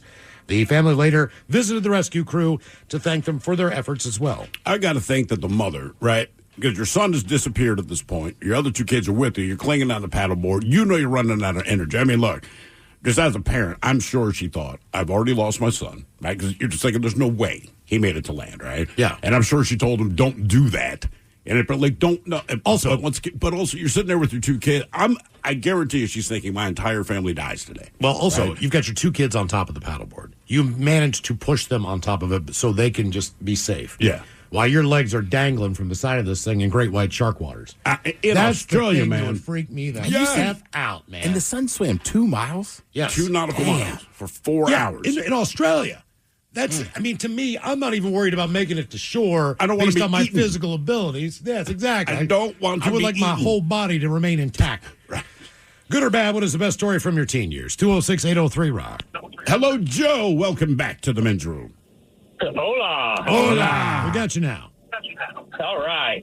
Well, back when I was about 16 years old, me and about 10 friends, we were doing the Johnny Knoxville style stuff before that show came out, and jumping off of houses in the bushes and that sort of thing. And we were recording everything. And there was a good portion that we were streaking through this residential neighborhood. And while my buddy was listening to Bob Marley, which is hilarious, but then it came down to a point of one of us decided to try to drop kick a mailbox. And right after that, right after the mailbox portion, we seen cops. And we all booked it. Most of us got into a house, while 3 of us, we ran through a yard, jumped into the over a fence and in some bushes. And we seen the cops, like, searching for everybody. And it got to a point, I'm like, all right, you follow me, I'm running. So I ran across the street, looked back, and then I hear cops getting the other guys. And I'm like, oh, God, I'm going to jail, too. And so I hit down for about 30 minutes. And needless to say, all I had on was some tennis shoes and a button-up shirt with most of the buttons ripped off. So you didn't have any pants on? I had no pants on, no anything else other than shoes and a button-up shirt. Did your buddies get arrested, or did they just get a warning? Oh, they got arrested. They went to jail. For what, public indecency? Or kicking the mailbox? public indecency, destruction of federal property. Oh, that's right. Yep. A bunch of other stuff, plus being out after curfew because it was about 2 o'clock in the morning. We should have told, hey, if we did this in broad daylight, we'd be stupid. Right? But once I decided to leave about 30 minutes afterward and run home, it was a couple miles from my house, I had to run through the middle of the ghetto. And this is in the middle of Georgia. And cars passing by, and I'm just waving at them with a big old grin on my face. And I finally get home and beat on a window, and my dad let me climb in through the window. What does your dad have to say when he sees you? He thought it was the funniest thing in the world. He didn't ask any questions. He looked at me and the WTF, go to bed. I think that's fair. I just feel like as a father, like, look, man, I do not want to. If you're not coming home saying someone stole my pants, I don't want to know why you're doing it. I got one question. Are the cops going to knock on my door later? If they're not, then just go to bed. Right, just go to bed, man. But I will say this. If you ever want to successfully walk through a ghetto, walk without pants on. I promise you, dude, no it one, was the funniest thing. Even the tough guys are like that. Nobody wants to mess with crazy. Right? That is the absolute truth. Nobody messes with crazy. Look at this white guy with his penis out. Yeah, you just go like, man. Exactly. And when I found that everybody else went to jail, I was like, all right, well, that sucks. And then the court date came around, and my buddy, my best friend, his mom and dad was like, all right, we want you to come to the court with us. So we get there, and they had the camera, and they played the video evidence. Oh. And there was a nice long segment of it's me right in front of the camera, me just a slapping, and they had, Bob Marley's going, and it was, I forget the song. Three Little Birds. It's got to be Three Little Birds. Right? And it's like, okay, everybody, all they got was 6 months probation. And my best friend's mom was like, well, there was nothing wrong with the nudity. So there was the longest thing till about 25, 26 when I joined the military that, oh, yeah, Joe's going to be hooking up with the mom, and, oh, yeah, she's got this thing for him. And it was just crazy. It was a crazy fun night. But you did not get in any trouble. They didn't identify you in the courtroom. Oh, they identified me in the courtroom, but nothing was done. Okay. Well, yeah. I mean, I just had the biggest grin on my face in court, like, I got away. I just like your dad's position. Like, you know, man, just go to bed. I do not want to know. Yeah, we used to do mailbox baseball, and I don't know if it's better or worse. Like, nobody was drinking. No. We were just teenagers driving around, and we were bored. But we got so bored with mailbox baseball, and I've told this story, that we started doing, you'd get in a 3-point stance, and then you'd fire off, and you'd knock over somebody's mailbox. Yeah. So we were doing this. That wasn't enough. So then we started honking the horn so people could see us. You fire off. But we did it once. And I could still see that poor kid's face in, like, this bay window. It still haunts you, doesn't it? It does it. He's just screaming bloody murder. I mean, it looked like we had kicked his dog. Well, the guy got the and we never did it after that because we were convinced we had scarred this kid for life. Okay. Yeah. I'm sure he's fine. Yeah. The story I told you a couple weeks ago about he's a fear of mailboxes in football. The guy had a farm and he had a pond on it. We tried to go fishing in there because there was some big ass bass. And catfish, you name it, bluegill. He put it all in there. He stocked his own little farm pond. We were not going to. We were just catch and release. And we had asked him many times if we could fish there. What did he say? No, you can't get on my property at all. Period. But we would crawl through the barbed wire fence along the stream. I told you we had a little pocket fisherman, man. We were all equipped in our backpacks. Crawl down in there. All of a sudden, doom, doom, doom. These shotgun blasts go over in the trees and stuff to scare us. So I got pissed. I was like, you know what, man? I'm going to blow up his mailbox. So I proceeded to go home and went to my buddy's house. And his dad did his own ammo. So went down in the garage, made myself a pipe bomb, crimped the living hell out of it with a pipe cutter so it would blow in separate pieces and not one into the other. Watching that mailbox go was just amazing. I mean, it was like, boom! I put a lot of 4F gunpowder in there, nails, glass. I stuffed the whole thing with crap, with shrapnel. So he does this thing where he's gonna make a brick structure. All right, it's because this is on the road. Keep in mind his home probably sits 200 to 300 yards off of the road. Okay, all right. So he can't see us. So now he's got this structure that looked like a pillar that you would put like on either side of a driveway. Yeah, like you could hold a gate on it, kind of thing. But inside of it tucked was the mailbox, and I'm like, all right, I got to get him. So once he got done doing that, it was still wet, Ted. It was still wet. All right, the mortar was still wet. I put two together. That night went over there and just took that thing out to the ground. I mean, I completely annihilated that. Everything he just did. Because you shouldn't have shot at us. That was the way I looked at it. What do you think now? I think it was the stupidest thing I've ever done in my life. I'll show him. Can't go on his property. Yeah, you just see if you can make a mailbox that I can't blow up, buddy. That was my thought process. Hey, you're lucky you didn't blow yourself up. Oh, no, I put long waterproof wicks on that. No, just the idea of, what are you, 15, 16? 13. Just the idea of a 13-year-old sitting there making bombs. I'm like, that sounds like a terrible, terrible idea. Well, if you know what you're doing. I mean, look, it was basically for musket season and for shotgun and buckshots. Ted's right. Stuff like that. I don't know, man. We hear you. Ted's right. See, I just go back to when your kids were 13, not the adults they are now. I know, but typically I would just make them for hiking trips when we would go on long distance hiking trips because, that was the one thing that we could do where your parents would drop you off. You could go 6 or 7 miles out. You could do a loop for 2 or 3 days, and they just, be back here Wednesday. Yeah, we'll pick you up. You know the map. You know where you're going. You know where you can camp. Blah blah blah blah blah. But a lot of those areas. Yeah, we're along stream beds and stuff. And yes, we did have dehydrated food, but it was real bad in 1983. Like camping food just sucked. Yeah. It was awful. Yeah. But you just throw it in water and next thing you know, you got crappy ass chili. But I'd make really tiny ones. But with the waterproof wicks, we would get to the hole. We'd always have a frying pan with us. And I'd just throw it into the hole in the river or into the stream. Yeah. And blow up whatever came up. So things are just flapping. So I basically just used dinner. I just used it for food. Yeah. So we would just eat catfish and crawdaddies and whatever floated up that was edible. We throw that in the pan too because the food sucked. I just have a personal rule. 13-year-olds don't make bombs. Agreed. Yeah. You're fine. More like a firecracker. Yeah. I'm a pretty lenient parent, but I'd be like, no, so you can't make bombs at your friends. Right, can you imagine you came home and your son's down there and he's like, don't worry. Ted here knows what he's doing. Yeah, I know what I'm doing. But I crimped that copper pipe almost maybe an 1/8 of an inch away from the middle of it. Just did spirals all the way around it. When that thing blew, you couldn't even identify the pipe. Right. That's how good I did this. it just blew into pieces. Good or bad? What is the best story from your teen years? 206-803-ROCK. Hello, Frank. Welcome to the men's room. Hola. Hola. So let me pitch a little bit. When I was 14, I left home. And me and my friend, we was living in Sun Valley at the time. I'd go back home and visit on the weekends. And so the whole time we was in Sun Valley, only thing we lived on was beer and, the cheap burritos you get from the 7-Eleven and stuff like that. That's what we lived on for a month. Yeah, Darren burritos.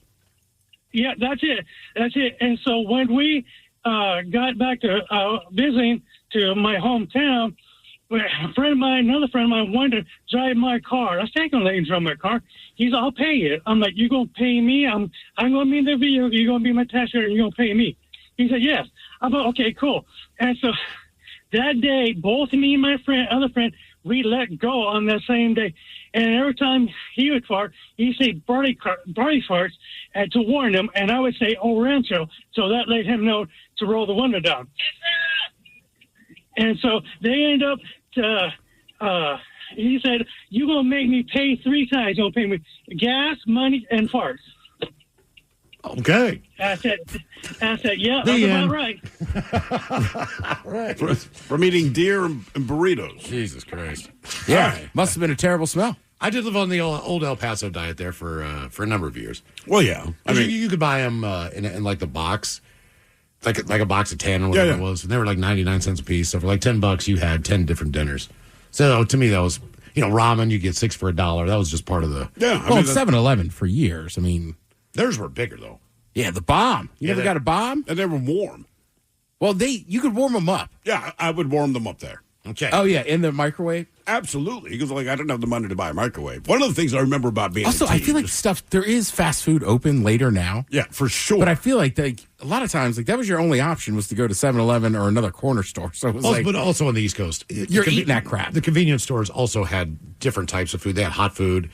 Even if they made subs, they had some cold subs that they made earlier in the day wrapped in cellophane that you could buy from their deli. Yeah. So like the food options were a little bit better. A lot of places had fried chicken and all that crap. So you could typically roll into the equivalent of a smaller like Royal Farm Sheets Wawa type deal and be able to eat pretty good. But it was just a matter of having the money. Yeah, you had to have the money to pull it off. It's funny, you're talking about, I never blew up anybody's anything, right? But that's the only thing I ever for some reason, but as a teen, I don't know, distressing other people somehow brought you immense joy. Whatever. I mean, that's why you did pranks and all that kind of thing, right? Sure. And you did the prank phone calls before the cell phones, just because you annoyed someone. It really, there was no purpose. But one thing we would do when we were bored, Baltimore's waterfront at that time was really booming. So anytime you went there, I mean, thousands of people everywhere. And it's kind of a narrow promenade, all things being equal. But there were benches. My buddies and I, we would sit there for hours. And all we would do, we would sit on a bench and we would slide our feet out like 6 inches because inevitably you trip someone. Yeah. Now, nobody ever went all the way to the ground, but people would trip. And every time they did, they would turn around and apologize to us. Because their belief is that they kicked your foot. And for whatever reason, this could bring us immense joy for hours on end. So even when your parents like, what did you do today? I mean, we weren't honest. Like, we tripped 75 people each. It's like, we just hung out at Harvard. So we did this for about a month. Right? And this is just the summer. And I always remember, and it always worked swimmingly. And 100% of the time, they apologized to you. We'd always like, yeah, it's all right. So one time I tripped this very big brother, and he's probably 15 years older than me at the time. Well, he figured it out. So he stumbled. He stopped dead, just turned around and looked at us. And we're waiting for him to apologize. And then we realize he's shooting his daggers, and he gets about another foot closer to us. And immediately we're like, we are so sorry. He's like, y'all N-bombs need to stop. We never did it again ever. Yeah. I mean, that was it, man. Did you ever, God, it sounds so stupid. I bet it's still funny today. But we would drive around in, like, touristy, like, the most crowded area you could, like, in College Park. Sometimes we do it in D.C. And we would honk. But we would wave the other way. Yeah, right. So if the sidewalk's on the right, like you got 4 dudes there, you honk the car, but then you're all waving the other way. Yeah. And out of the corner of your eye, you can see somebody waving at you. Oh, yeah, of course. You're just like, dumbass. I know. Best prank I ever pulled in high school. It is stupid, but it's funny. I think we were you're bored, and there was no social media, so it was like, that's what you did. Yeah, I think I told you this about my buddy Joel. His dad owned the big men's store in town. Now, attached to the men's store was the biggest dry cleaner in town. Like the largest, or for big men? Well, no, the largest one in there. Yeah, like that was like you could go to Sears and get a suit, but this was like just a men's store as far as like going in there getting fitted and all that crap. But they also had the dry cleaner attached to the side.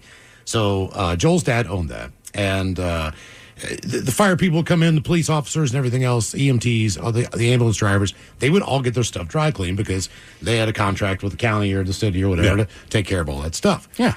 Well, at one point, but on a Friday night, if the officer's not working until Monday, like his jacket's there. Sometimes they leave badges and pants and wait for those guys to come back. But we had an official Morgantown Police Department jacket, right? We also had a hat that someone had either given them or left or whatever the deal was. So my buddies were parking. This is in the winter. We know they're going on a double date. We know the 2 girls that they're with. Joel and I are like, look, we're going to go because he also, one of the work trucks they had was just a plain white Chevrolet pickup truck. Yeah. So standard. I mean, just stock. We went and we got a light at Spencer's at the mall, like an actual light that you could put on the top of the car. The problem was it didn't, once you plugged it in, it did not spin or blink, all right? So Joel gets down, and he's taking the light in and out of the cigarette lighter to replicate it blinking. So he's ducked down. We pull up behind where they're parking. I get out of the car. I've got a scarf on. It's winter. My face is covered like COVID. Yeah. I got my glasses on. I walk up there. I have a huge ass. Remember those flashlights that were like 2 feet mag long? light or Mag something? light. Mag light. I went tap, tap, tap, tap, tap. Took that thing and shined it as bright as I could in both their eyes. So I'm blinding everybody. All the women in the back, they've got like a 4-pack of Sun Country wine coolers and a 12-pack of beer. So I'm like, what are you folks doing? And they're like, oh, nothing. We're just sitting here. I'm like, let me see your ID. So my buddy hands me his ID, which is a fake ID. I have the same fake ID. Right. All right. We made these together. So I look at this ID and I'm like, you're not 19. Because at the time I was 19. Yeah. Like, yeah, I am. Where do you live? You don't live in Pennsylvania. You're driving a car with a West Virginia tag.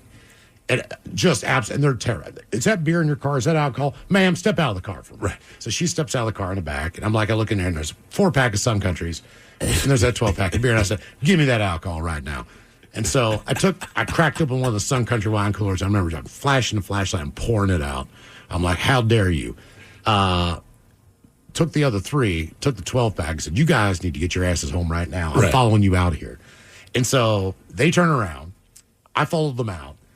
And they ended up taking the girls back home at some point in time. Me and Joel go to Brian's house, and they're sitting on his porch drinking a 12-pack of beer when they pulled in. And, I mean, you want to talk about getting pissed off. Oh, yeah. Yeah. We ruined everything for them that night. The opportunity to kiss and canoodle or whatever they're going to do. That's worth it, man. Drink the beer. Yeah, drink the wine I cooler. had a police officer's jacket on. I had a hat on, just sitting there chugging Bud Lights, throwing the cans into his front yard when we were done. Because we walked. I mean, we lived like 5 houses down. So we're home, too. God, that was great. God, I love that. Ted versus the FCC is coming up at 4:35. And we got your emails on the way next from the men's room at KISW.com. Hinge Health gives you access to pelvic floor therapy at no cost to you. So you can laugh until you cry, not pee, and tell pelvic pain to take a hike so you can too. Check your eligibility at hingehealth.com/move. Hi, I'm PJ Vogt, and I want to tell you about my podcast, Search Engine. We try to make sense of the world, one question at a time. No question too big, no question too small. We will even answer your questions if you send them in. Stuff like, what happens when a cemetery goes out of business? What should we do about teens using AI to do their homework? Who buys luggage at the airport luggage store? Follow and listen to Search Engine in partnership with Odyssey, wherever you get your podcasts. Greetings, homeowner. Repeat after me. If my home system or appliance breaks down, American Home Shield will help fix or replace the covered item, no matter its age. And exhale. Oh, and home warranty plans start at $29.99 a month. American Home Shield. Don't worry, be warranty. Visit ahs.com/listen for 20% off any plan. See ahs.com/contracts for coverage details, including limit amounts, fees, limitations, and exclusions.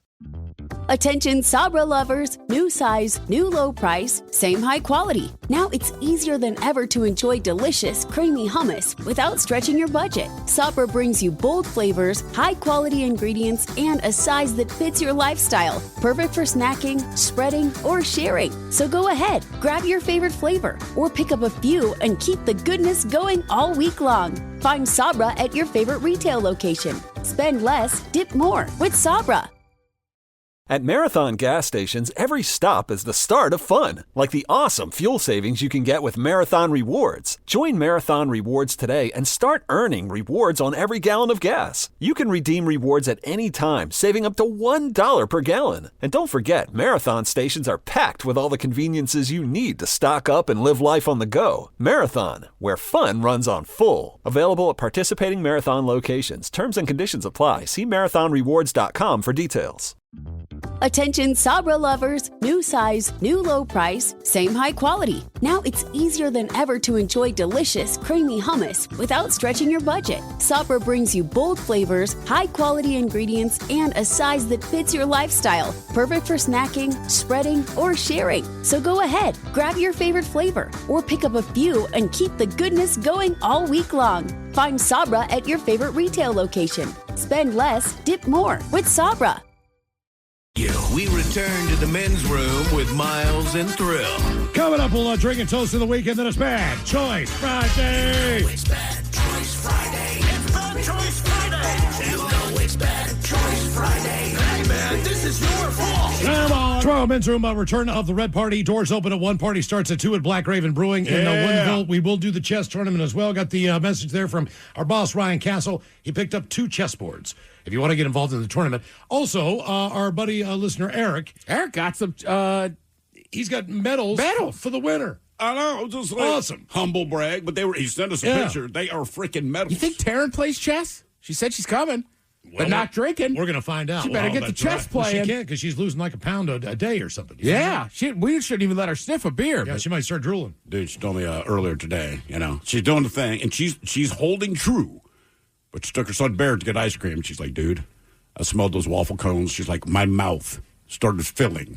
She's like, I don't even go out to get waffle cones. But once you find out you can't have a waffle cone, I did not want anything more than a freaking waffle cone. I heard the same speech, and I looked at her and I said, you don't even have a sweet tooth. And she's like, I know. I do now. She's like, God damn, all right. The doors open at 1. The party will start at 2 at Black Raven Brewing tomorrow in Woodinville.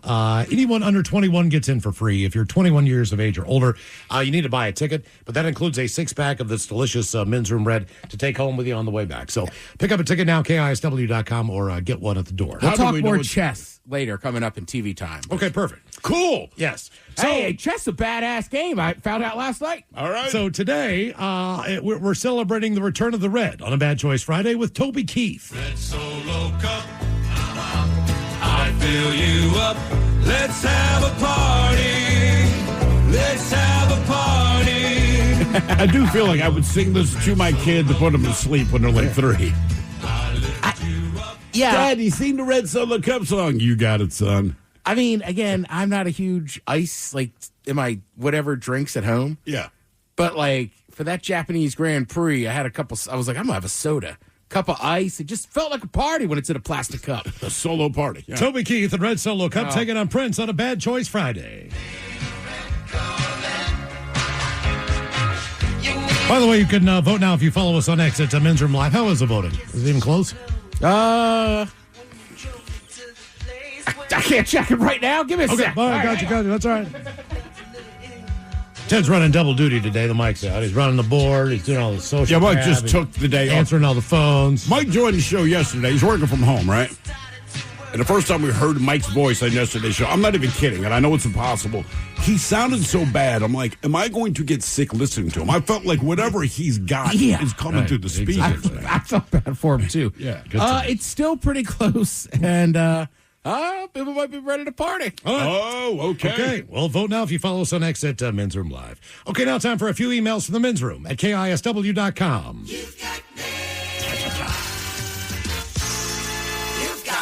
Couple from our question, good or bad, what is the best story from your teen years, guys? Was pulled over in Lane County speeding, had a bong in my center console, and a 4th ounce of Panama Red. He busted, made me dump the weed in the gravel. He stepped on it and said, don't come back, and just let me go. That's all you can have. Dude, I will say, Beach Week in Ocean City, so in Maryland, it's a big thing, right? You graduate from high school. Yeah. Parents accept it. Everybody goes down to the beach for a week, right? You got to find rentals because people got smarter. But everybody knows, the cops know, all these high school kids, they're just graduated. So Bernie and his buddies, they're senior year. So I'm not as old as them. So I'm going to go down later. I forget how many, they had so many 30-packs and handles of Captain Morgan. And they had, same thing, either a fight or something, the cops show up. Those cops, they didn't really get them in trouble, but they stood there for, I guess, was like an hour. And we're like, we're going to watch you pour out every can into this sewer and every drop of alcohol. And the fish did smile. I was the fish were like, I love this week. And it was like Monday of the week. So basically, they just sat there. First, you got to crack them open and pour them. And you're talking probably $500, $600 worth of booze. And that's the thing. You got to show up with it. Because, when you get to Ocean City, they won't necessarily sell to you. No. You need to know somebody in your hometown. And they know that every single person there is underage.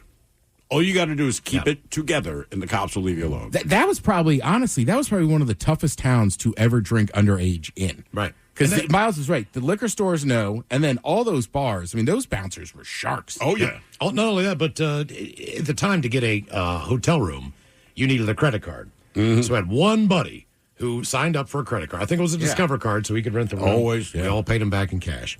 Guys, I met the guys from Iron Maiden in 1982 when I was 14. It was the night after their show. Came into the restaurant I worked at. They were drunk with their slutty girlfriends. It was amazing. I was wearing the T-shirt I bought at the show the night before, so I felt so cool. They gave me the cork from their wine, and Bruce Dickinson signed the napkin from the restaurant for me. Hey, kid, here's the cork from our wine. Yeah, it's just that easy. One of the old McCormick's, not either way, they have a private back room, and I was in there just with my mom having dinner because she was in town. and I knew the woman that was like that ran it, like the GM or whatever. Yeah. And AC/DC was in that back room. So she was like, hey, I'm not supposed to say they're back there. And I was like, all right, like I'm not going to walk back there. But when they walked out, like somebody said hi, they were super nice. But she claims that was like the biggest tip their staff had ever gotten. I can believe it. You know, the funny thing about being in a band. El Gaucho, they did the same thing in the one in Tacoma. Oh, really? Oh, yeah. Yeah. But the band, I mean, like, we're not big. You're just playing local. And my buddy just kept saying, man, we keep seeing all these bands. And no matter what you give the audience, they're happy to have, including like the cork, from Iron Maiden's Wine, all right? So he decided to put it to the test, and we played, I don't know, like 200 people show up, and he would have like 3 loaves of bread and a garden hose. And I remember this at this one show. So he gets up in the middle of the show, and he's like, who wants a loaf of bread? And sure enough, people are like, there's a loaf of bread, and people are jumping for it. And keep in mind, there's a loaf of Wonder Bread, but the final thing was a garden hose, and they kept teasing it. And somehow, just by teasing, that we're going to throw a garden hose out. A little 8-footer, but it's still wrapped, right? And so, like, everyone's waiting for this, and it just blew our minds. Like, our crowd is excited because you're going to throw a garden hose out there. So listen, if you're in a band, throw anything you want to out there. People are going to want it. I have confetti from the Super Bowl ceremony down at that stadium. Yeah, that's what I mean. Yeah, It's like, why not? anything that reminds you of a good time, you're happy to have. Guys, this is Angela from Everett, and I hit a brick wall 2 hours after I got my driver's license. Had to call my dad, who was very disappointed. I was 18 years old. She say 2 hours? 2 hours. 2 hours. Okay, time for a few birthday emails brought to you by Min's Room Roasted Red Salsa from San Juan Salsa Company. Company. Dip responsibly. Beautiful. Good afternoon, gentlemen. I'd like to send a birthday request to my son, Caleb. I can't believe he made it to 16, being raised by his mother and myself, but he's found a way to make it through. He's a great kid and the most important part of my world. Please give him a Leroy Jenkins and an uh-oh lookout. Hope you have a great birthday. Love you, bud. That from Dad. Let's do this. Leroy Jenkins. Uh-oh, look out. Hello, guys. This is a birthday shout-out is for Nick for a big 4-0 today. Ooh. I really want everyone to know how bad I suck. Nick is my best friend. I forgot him, and my daughter share the same birthday. Damn. She's 18, so happy birthday, Riley, as well. Anyways, please still shout out for Nick. He's an amazing friend. I'd appreciate a few thrill shotgun gets, and you guys talking all over each other about the return of the Red tomorrow. Thanks, and just now, because it don't suck, I'll see you there tomorrow. Get. I'll tell you, as far as this beer, I'll tell you what, man, we have school enough to bring us a case of more it. There's The a price It is is great. for, man. It has the same flavor, but it's a carbonation. better beer, and Black Raven makes a better beer. Trust me. Pacholas, I want to wish myself a very happy 41st trip around the sun, since I can never get my wife to put in a request. How about the dirty Germans telling my wife what happens for not listening? And a Pat Sajak. Thanks, guys. That from Matthew in Lakewood. What did Pat Sajak say? That's a D. She wants a D. She's going to get a D. She wants a D? She's going to get a D. She's going to get that She's going to D. get a D. She's going to get that D. That's how Sajak said it. Well, She no, wants like a D. that. She's going to get that D. That's it. That's good enough. Yeah, listen, I've been married for 19 years now, and this is what I've discovered about women when they do not listen to their husbands. You want to know what will happen? Absolutely nothing. Not a damn thing. In fact, if you bring it up, it's going to become your problem. It does not matter. All you need to know is that you did marry Mrs. Right, but know that her first name is always. So you know what? Since you keep forgetting about your husband, nerves a German penis for you. No German penis. You're cut off. Yeah, we're going to get you a T-shirt that says no German penis here. Guys, birthday shout out. My awesome wife planned a great trip 6 or so months ago where we would spend spring break and my birthday on the Big Island in Hawaii. Spent the first few days at the Volcano House, which is in the national park, watching the volcano swell and shoot many lava fountains. Left right before it erupted, and they shut everything down. But seeing it prepare for 4 days was downright awesome to behold and witness. Right now, we're hanging out in Kona while it all burns. Great timing. Anyways, could the old captain remind me again how he is behind the fire goddess Pele, getting those burning sensations? Thanks, guys. That from Squirrel. Been listening since transferred over to Whidbey. Oh, God, in 2004, 5. Got She the wants a D. Oh, you found it. Sorry. I was trying to find that. Ooh, well, ahoy there. You know, it's funny you mentioned the old Revered Hawaiian goddess Pele, she's known as the goddess of fire, lightning, wind, and volcanoes. I bet you wonder why she has the burning sensation. Because the old Capitan gave her syphilis. Crunch berries. Birthday shout out to my bro, Tyler. Can I get a bong rip, dad jokes, and the captain on how drunk he's going to get tonight? Maybe Coach Ted on how to win at the casino tonight as well. Thanks. That's from Dennis and from Jessica.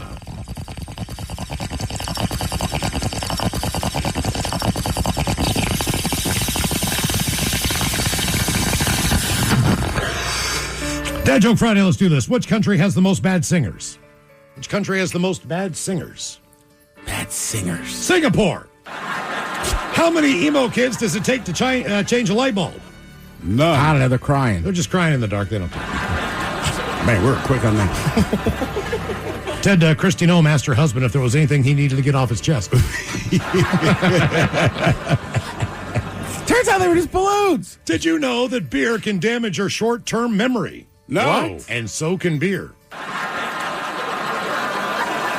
Two guys are arguing whether Taco Bell should be considered Mexican food. Oh, yeah? But they both agree it's Mexican. Oh, I see.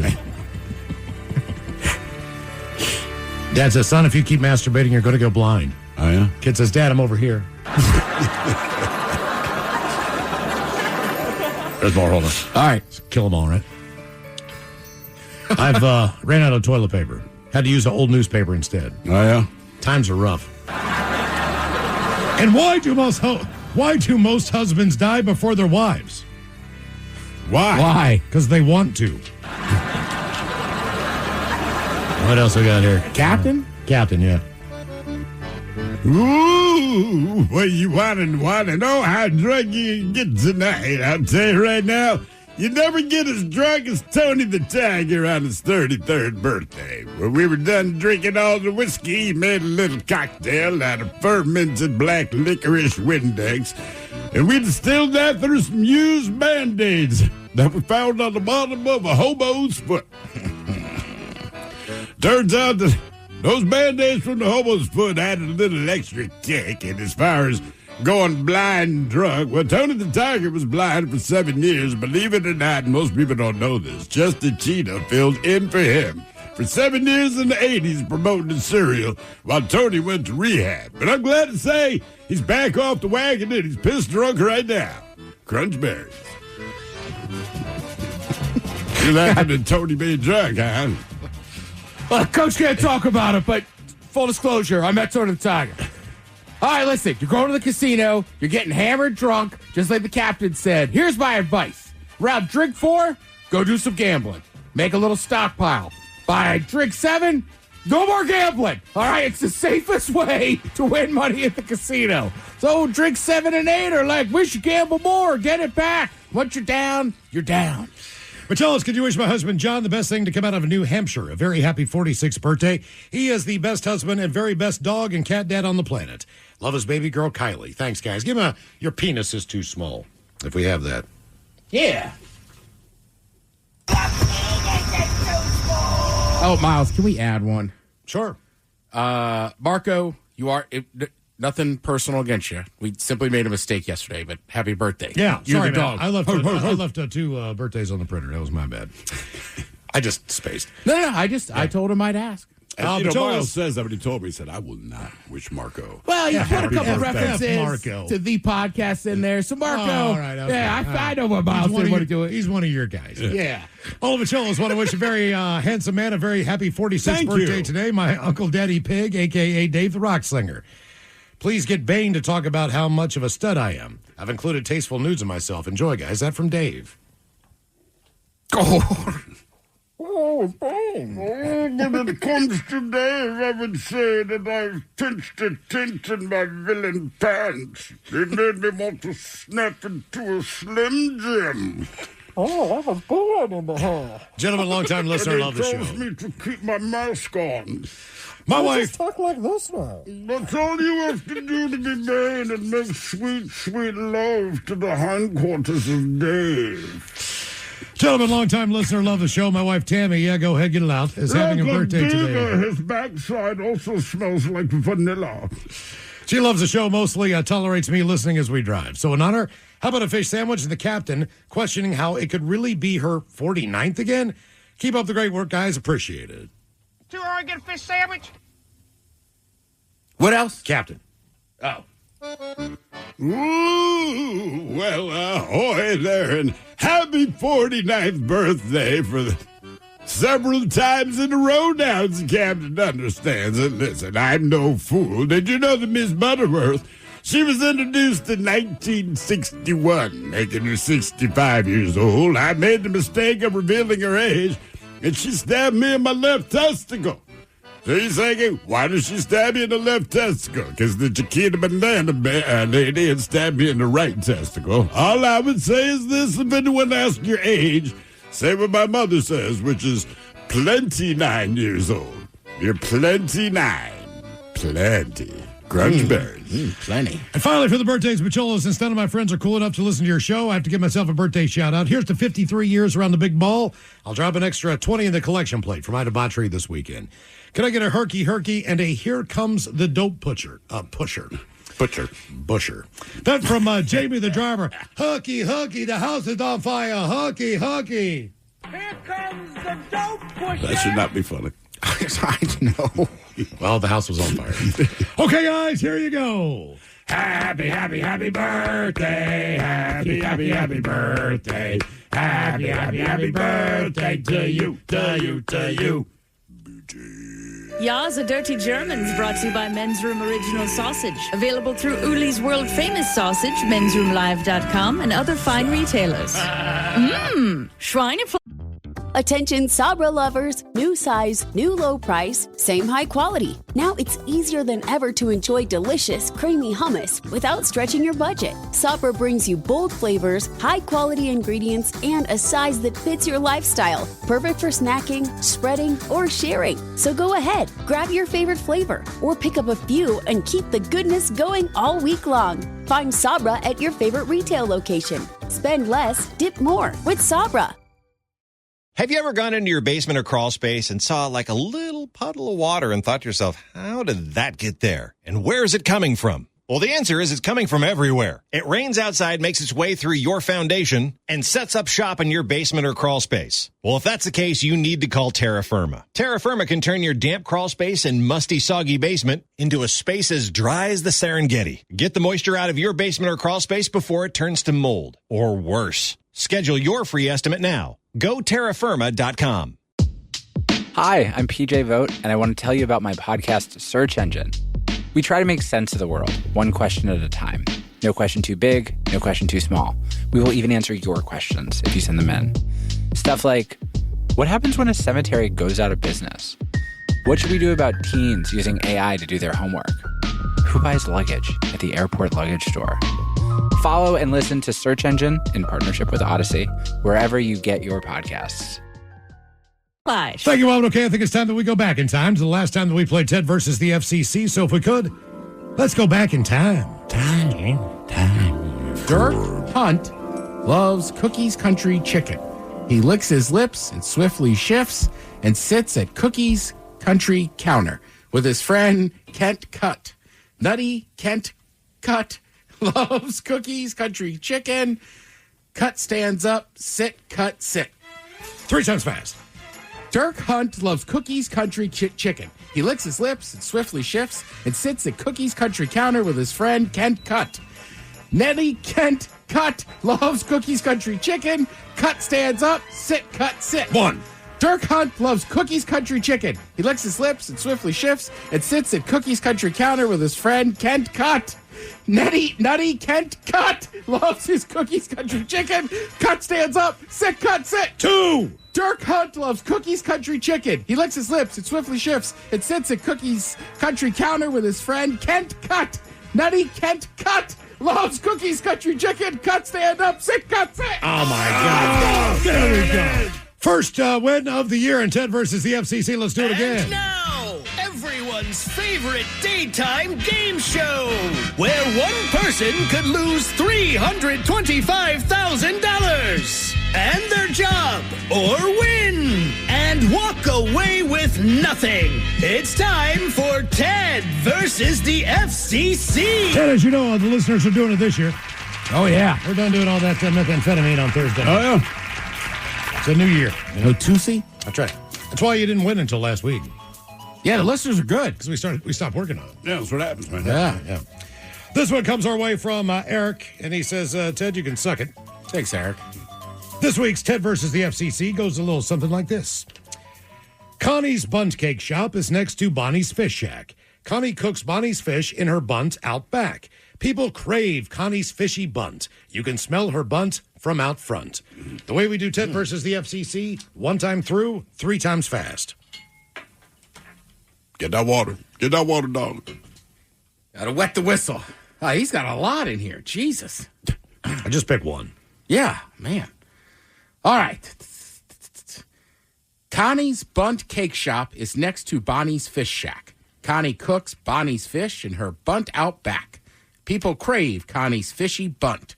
You can smell her bunt from out front. 3 times fast. Connie's Bunt Cake Shop is next to Bonnie's Fish Shop. Connie cooks Bonnie's fish in her bunt out back. People crave Connie's fishy bunt. You can smell her bunt from out front. 1. Connie's Bunt Cake Shop is next to Bonnie's Fish Shack. Connie cooks Bonnie's fish in her bunt out back. People crave Connie's fishy bunt. You can smell her bunt from out front. 2. Connie's Bunt Cake Shop is next to Bonnie's Fish Shack. Connie's cooks Bonnie's fish in her bunt out back. People crave Connie's fishy bunt. You can smell her bunt from out front. Oh. Another win. 2 in a row. Let's go. 2 in a row. There we go. Don't give up. Holy cow. Give me that thing back. There's 2 more on there. There you go. Another win in Ted versus the FCC. You are listening to The Men's Room. Though I walk through the valley of the shadow of death, I shall fear no evil. Samaritan's Purse, we're on a rescue mission, and we go in Jesus' name. The way we express the love of Jesus Christ and the passion that he had is that we go out there and we serve others. We go into the areas of the world where people are in the ditch, where there are wars and famines and disease. We help in Jesus' name. For more information or to find out how you can help, go to SamaritansPurse.org. That's SamaritansPurse.org. Attention Sabra lovers, new size, new low price, same high quality. Now it's easier than ever to enjoy delicious, creamy hummus without stretching your budget. Sabra brings you bold flavors, high quality ingredients, and a size that fits your lifestyle. Perfect for snacking, spreading, or sharing. So go ahead, grab your favorite flavor, or pick up a few and keep the goodness going all week long. Find Sabra at your favorite retail location. Spend less, dip more with Sabra. What's up, little psychos? I'm Investigator Slater, host of the Psychopedia podcast. Psychopedia is a true crime podcast delivering raw, real, and absolutely gripping episodes every single week. I dig deep to uncover fascinating details of heinous true crime cases while exploring criminology and psychology theories. I take you into the absolute darkest corners of the human psyche, my favorite territory, and present cases like you've never heard them before. Follow and listen to Psychopedia everywhere you get your podcasts. At Marathon gas stations, every stop is the start of fun, like the awesome fuel savings you can get with Marathon Rewards. Join Marathon Rewards today and start earning rewards on every gallon of gas. You can redeem rewards at any time, saving up to $1 per gallon. And don't forget, Marathon stations are packed with all the conveniences you need to stock up and live life on the go. Marathon, where fun runs on full. Available at participating Marathon locations. Terms and conditions apply. See marathonrewards.com for details. Room returns with Miles and Thrill. All right, coming up at 5:08, we'll drink and toast the weekend with a shot of the day. And we do have your headlines on the way at 5:50. But first, quick check-in with Mike Hawk and some of the stories and headlines he is not working on. Now, it's time to hit the headlines. Here's Mike Hawk. And since he's not here, he's really not working on them. NASA's historic Artemis II mission will wrap up this afternoon with a splashdown in the Pacific Ocean off the California coast. They're planning on splashing down about right now, if all goes as planned. Correct. The 4 astronauts will have traveled farther from Earth than any humans in history. When they approach, the crew's Orion capsule will cut through the atmosphere at temperatures around 5,000 degrees. Damn. Then after they splash down, U.S. Navy recovery teams will be quick to retrieve them for medical checks and return them to Houston. This will mark the end of humanity's first crew lunar mission in more than 50 years. Hopefully, it all works out. Let's hope so. California firefighters are testing out a device that probably is going to be used a lot this summer that uses sound waves to put out flames. It was developed by a former NASA engineer, and it works in milliseconds. The technology emits low-frequency infrasound that disrupts the chemical reaction the fire needs to burn. It'd be a better option in the future because it uses no water or chemicals, which means it avoid water damage and toxic residue. Nice. If you could stop That's forest pretty fires, damn cool. that Yeah. is. Yeah. Here's another cool one. Scientists studying python blood stumbled onto a clue that could lead to a new type of weight loss drug. You ever seen a fat python? I have not. They found a molecule called PTOS that spikes after pythons eat and tells the brain to stop feeling hungry. Humans do produce the same compound after meals. So researchers are hopeful that they can do the same thing. Okay. Figure out a way to have it help humans. That'd be a tough one. What? Just for me personally. Because it comes from a snake? Yeah. Doctor's like, no, it'll help you. It'll be lose easy. Like, I'll but I take got to it. have snake blood in me, huh? It'll be What if snake I blood. then become part snake? More from space. Following a tremendous boom being heard by local residents in Texas, a woman in the Houston area said a meteorite once again crashed through her home's roof.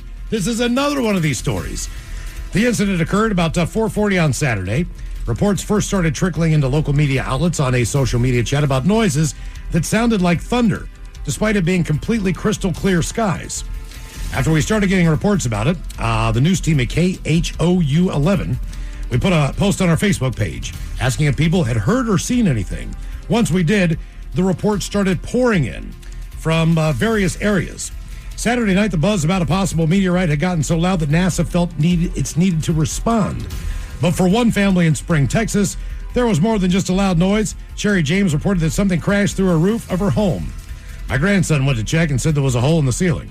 I saw a rock and thought, that looks like a meteor. Fire crew initially believed that the object fell from a passing plane, maybe some of that ice stuff. Ice poop? That changed when reports of a loud booming noise started trickling in. One resident in another town said the boom had a long, low rumble. Sounded like an explosion. Another man said the sound lasted about 15 seconds and shook his home. While another woman reported that the boom caused her home to vibrate. Others said they saw a bright streak or fireball in the sky. Cause her home to vibrate, take that opportunity to sit on the floor. Okay. Mike brought this story up earlier this week, but there was no conclusion to the story. Okay. Here is the conclusion. Science has finally settled the debate on whose farts smell worse. Oh. Men or women. A scientific experiment had 16 men and women eat gassy foods. Then they used a rectal tube and gas bags in a lab to collect the releases. The gas was collected in the bags, was then sniffed, and rated by 2 independent judges. That's how they do it. There's no science. Who signs up for that job? I'm going to smell your farts. Can I smell the farts? I think it is the creepy guy in accounting and the newest hire. Hey, new guy. Yep. We got a job for you. On a And scale, Frank. I've been waiting for this. It's my idea. I'm actually just a janitor. I've been smelling your seat. on a scale from 0 was no odor and 8 was very offensive, they found that the flatulence of women had a much greater odor intensity. But men produce a larger volume of gas per toot. Yeah. So researchers say volume can make a bigger impact on noses than the concentration of the rotten smell.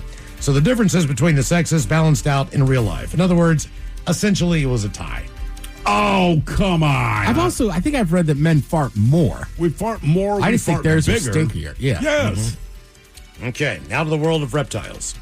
The old saying goes that if there's freshwater body of water in Florida, there is almost certainly an alligator in it. And that's how prevalent they are in the Sunshine State. They're everywhere. That said, it is still quite rare to find alligators in swimming pools. For starters, most pools in Florida are screened in and caged to keep out mosquitoes and other bugs. And the cages act as a barrier to keep out most alligators and other creatures who are seeking fresh water. But they don't always work. Case in point, an alligator was removed in Tampa, Florida. Officers were called at 3 a.m. for an alligator removal from a homeowner who found a large alligator in their pool late in the evening. The Tampa PD enlisted the help of a local trapper who works with the police department for this. All's well that ends well right, the Tampa Police Department wrote. What was thought to be a human intruder turned out to be a Florida-style uninvited guest. Just after 3 a.m., officers found the gator had let himself in for a swim.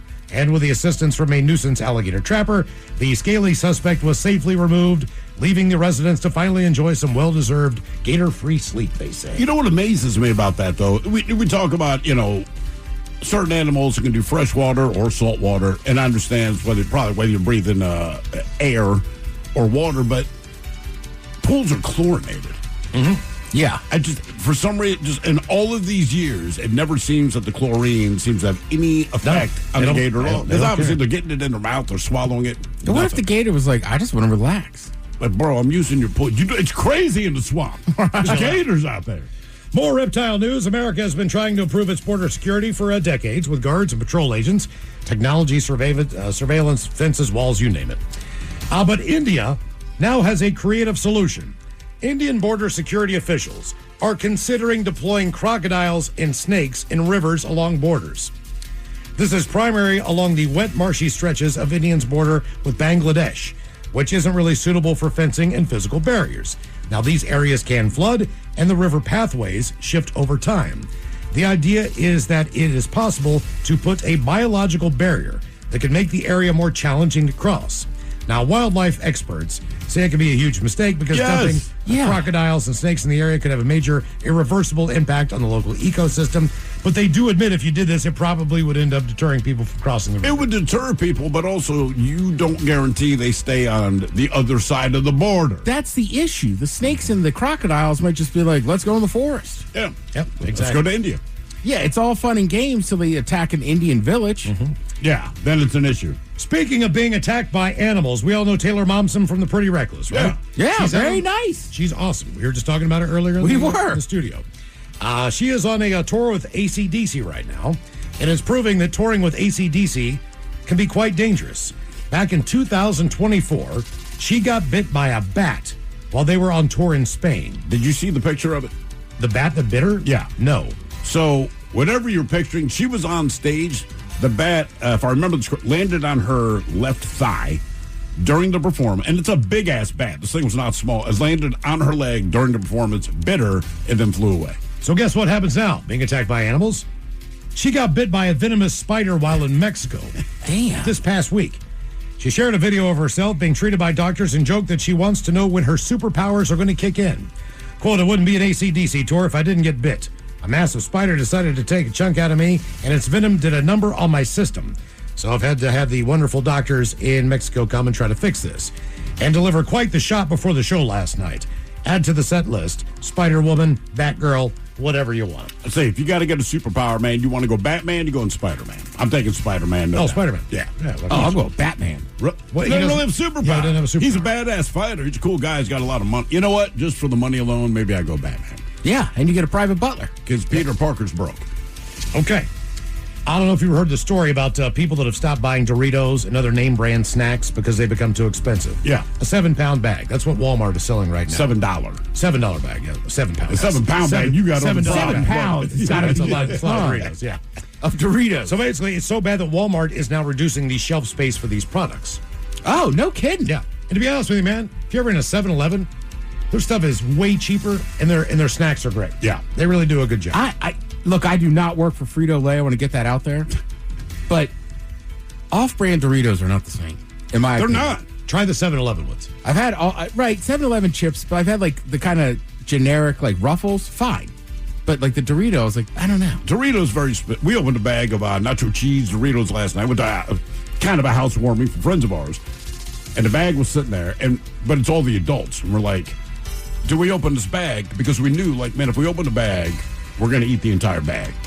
We debated this, honest to God, for like 10 minutes. Finally, the kids came in, opened the bag, and we're like, okay, well, we didn't do it. And we crushed that bag. By the way, the 7-Eleven Dorito ripoffs, I'm telling you, they're good. Try them. All right. They have a ranch and a regular Dorito one. So because of all this and how expensive things have gotten, someone asked the internet, what's something that you have officially stopped buying in 2026 because the price has become too expensive? And here are quite a few of those responses. The first one is beer at concerts. I'm not paying $19 for one beer anymore. It's absurd. I will drink before I go. I'll enjoy the show, but I'm not buying any more beer at a concert. The tickets is expensive enough. That's fair. Another person said, going to concerts anyway. Concert tickets are incredibly expensive. And I've just gotten to the point where I want to go to all these different shows and can't afford to do it, so I've stopped going to concerts for the time being. It's insanity. Almost stopped going, yeah. Okay. Another thing, what's something you've officially stopped buying because it got too expensive? Red meat. I used to say steak, but now it's becoming beef in general. Basically, every cut of beef has gotten to be ridiculous. Even ground beef. Yeah. It's ground beef. Well, I mean, look, but the cost of fuel goes up. They still got to deliver it. That's a lot of it, man. If the price of fuel goes up, then pretty much everything you buy, the price goes up. Is ground turkey expensive still? I mean, is it I mean, I feel like ground turkey and ground has always been a little more expensive. Mm-hmm. Okay. All right. Another thing people stop buying because it's too expensive. Fast food. Prices are basically restaurant level now. Yeah. So I'd rather just cook at home or grab something local at a restaurant that is actually better because the price point's not that much far off. I agree with that. Yeah, I got to have a specific taste for something like a fish fillet. Absolute urge. Miles, good news. They haven't touched down in the water, but they're through the atmosphere and the parachutes are out. Yeah. Artemis. All right. Now, kind of, because I'm like, look, anything can go wrong. And even the astronauts themselves said, this is the point that we're worried about most. Not launching, not going around the dark side, but just not burning up in the atmosphere. Yeah. More things that people stop buying in 2026 because the price has become too expensive. Computer parts. I pray my PC outlasts this insane bubble. Don't know a lot about that, but I don't either. They're getting expensive. Gas station coffee. I just paid $5.60 for a coffee normal size from a machine. Jeez. Never doing that again, just making coffee at home. Yeah. What else? Netflix. After subscribing for 14 years, they just raised their prices for the second time in less than 2 years. Other streaming services, including Spotify, are also climbing at a similar rate. I never pay attention to my Netflix bill. I don't. Everyone in the house watches it, so I'm like, whatever, man. Another thing people stopped buying because it got too expensive. Coca-Cola, Pepsi, and other name brand sodas and drinks. The generics have actually gotten better, and they are much cheaper. You'd be surprised, but Coca-Cola, Pepsi, and all the other name brands make about 95% of the quote-unquote generic sodas you get anyway. Okay. Plus, sometimes it's more fun to be like, you want a Dr. Pepper? Like, no, but I'll take a Mr. Fizz. What else has become more expensive? Good chocolate. That I can't speak on. I mean, I just get regular chocolate. Yeah, I mean, I like good chocolate, but typically I'll just get like a Reese's cup or something get candy like that. bars. I don't know. Cereal, Steve. Any family size of the size normal boxes were 5 years ago. The cost has gone through the roof. Cereal is wild. But Cinnamon Toast Crunch still calls my name. What's a box of cereal cost? I don't know. I want to say it's up over $5-6 now. Assuming you get the family size one. I feel like a box of Raisin Bran Crunch is like $7 or $8. Yeah, I mean, it's insane. Nail salon services. Don't know anything about this world, but I bought the supplies to try and do my own nails. We'll see how that works out. Another one. Going to car washes. My car wash now is between $17 and $20. If I wash my car at home and take an hour to do it, hopefully my water bill won't be as expensive as the actual car wash. I'll do a better job. I do have some Brown Bear vouchers, coupons, whatever.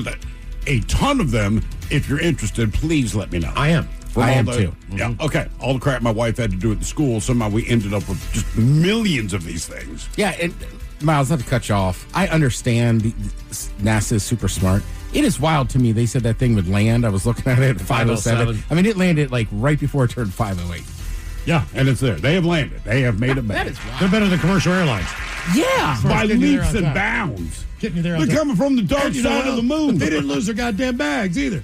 No. They didn't get all the food they want. They didn't have to go through TSA when they came through the atmosphere. So much easier. They do have to go through customs. When they get to Houston? No, actually, when they landed on the moon, as ridiculous as this sounds, right? So, 1969 through 72, the guys that physically landed on the moon, when they got back, they had to go through customs. Well, yeah, man, the soundstage was in Canada. One more on what's too expensive to buy anymore. Believe it or not, Twizzlers. They used to be $1.99 for a pound bag. Now they're $5.99 for Twizzlers. Twizzlers. We bitch about this all the time. What did you go and buy the other day, and how much did it cost? I went to the little store over there in the Brown Building. Yeah. I got 2 drinks. One was like, the I don't know, glass Starbucks drink. The other was a Snapple, whatever, and 2 packs of gum. All right, that was it. Lady rings me up. It was $15.35. And I'm like, I have 2 drinks and 2 packs of gum. I just thought it's ridiculous. Yep.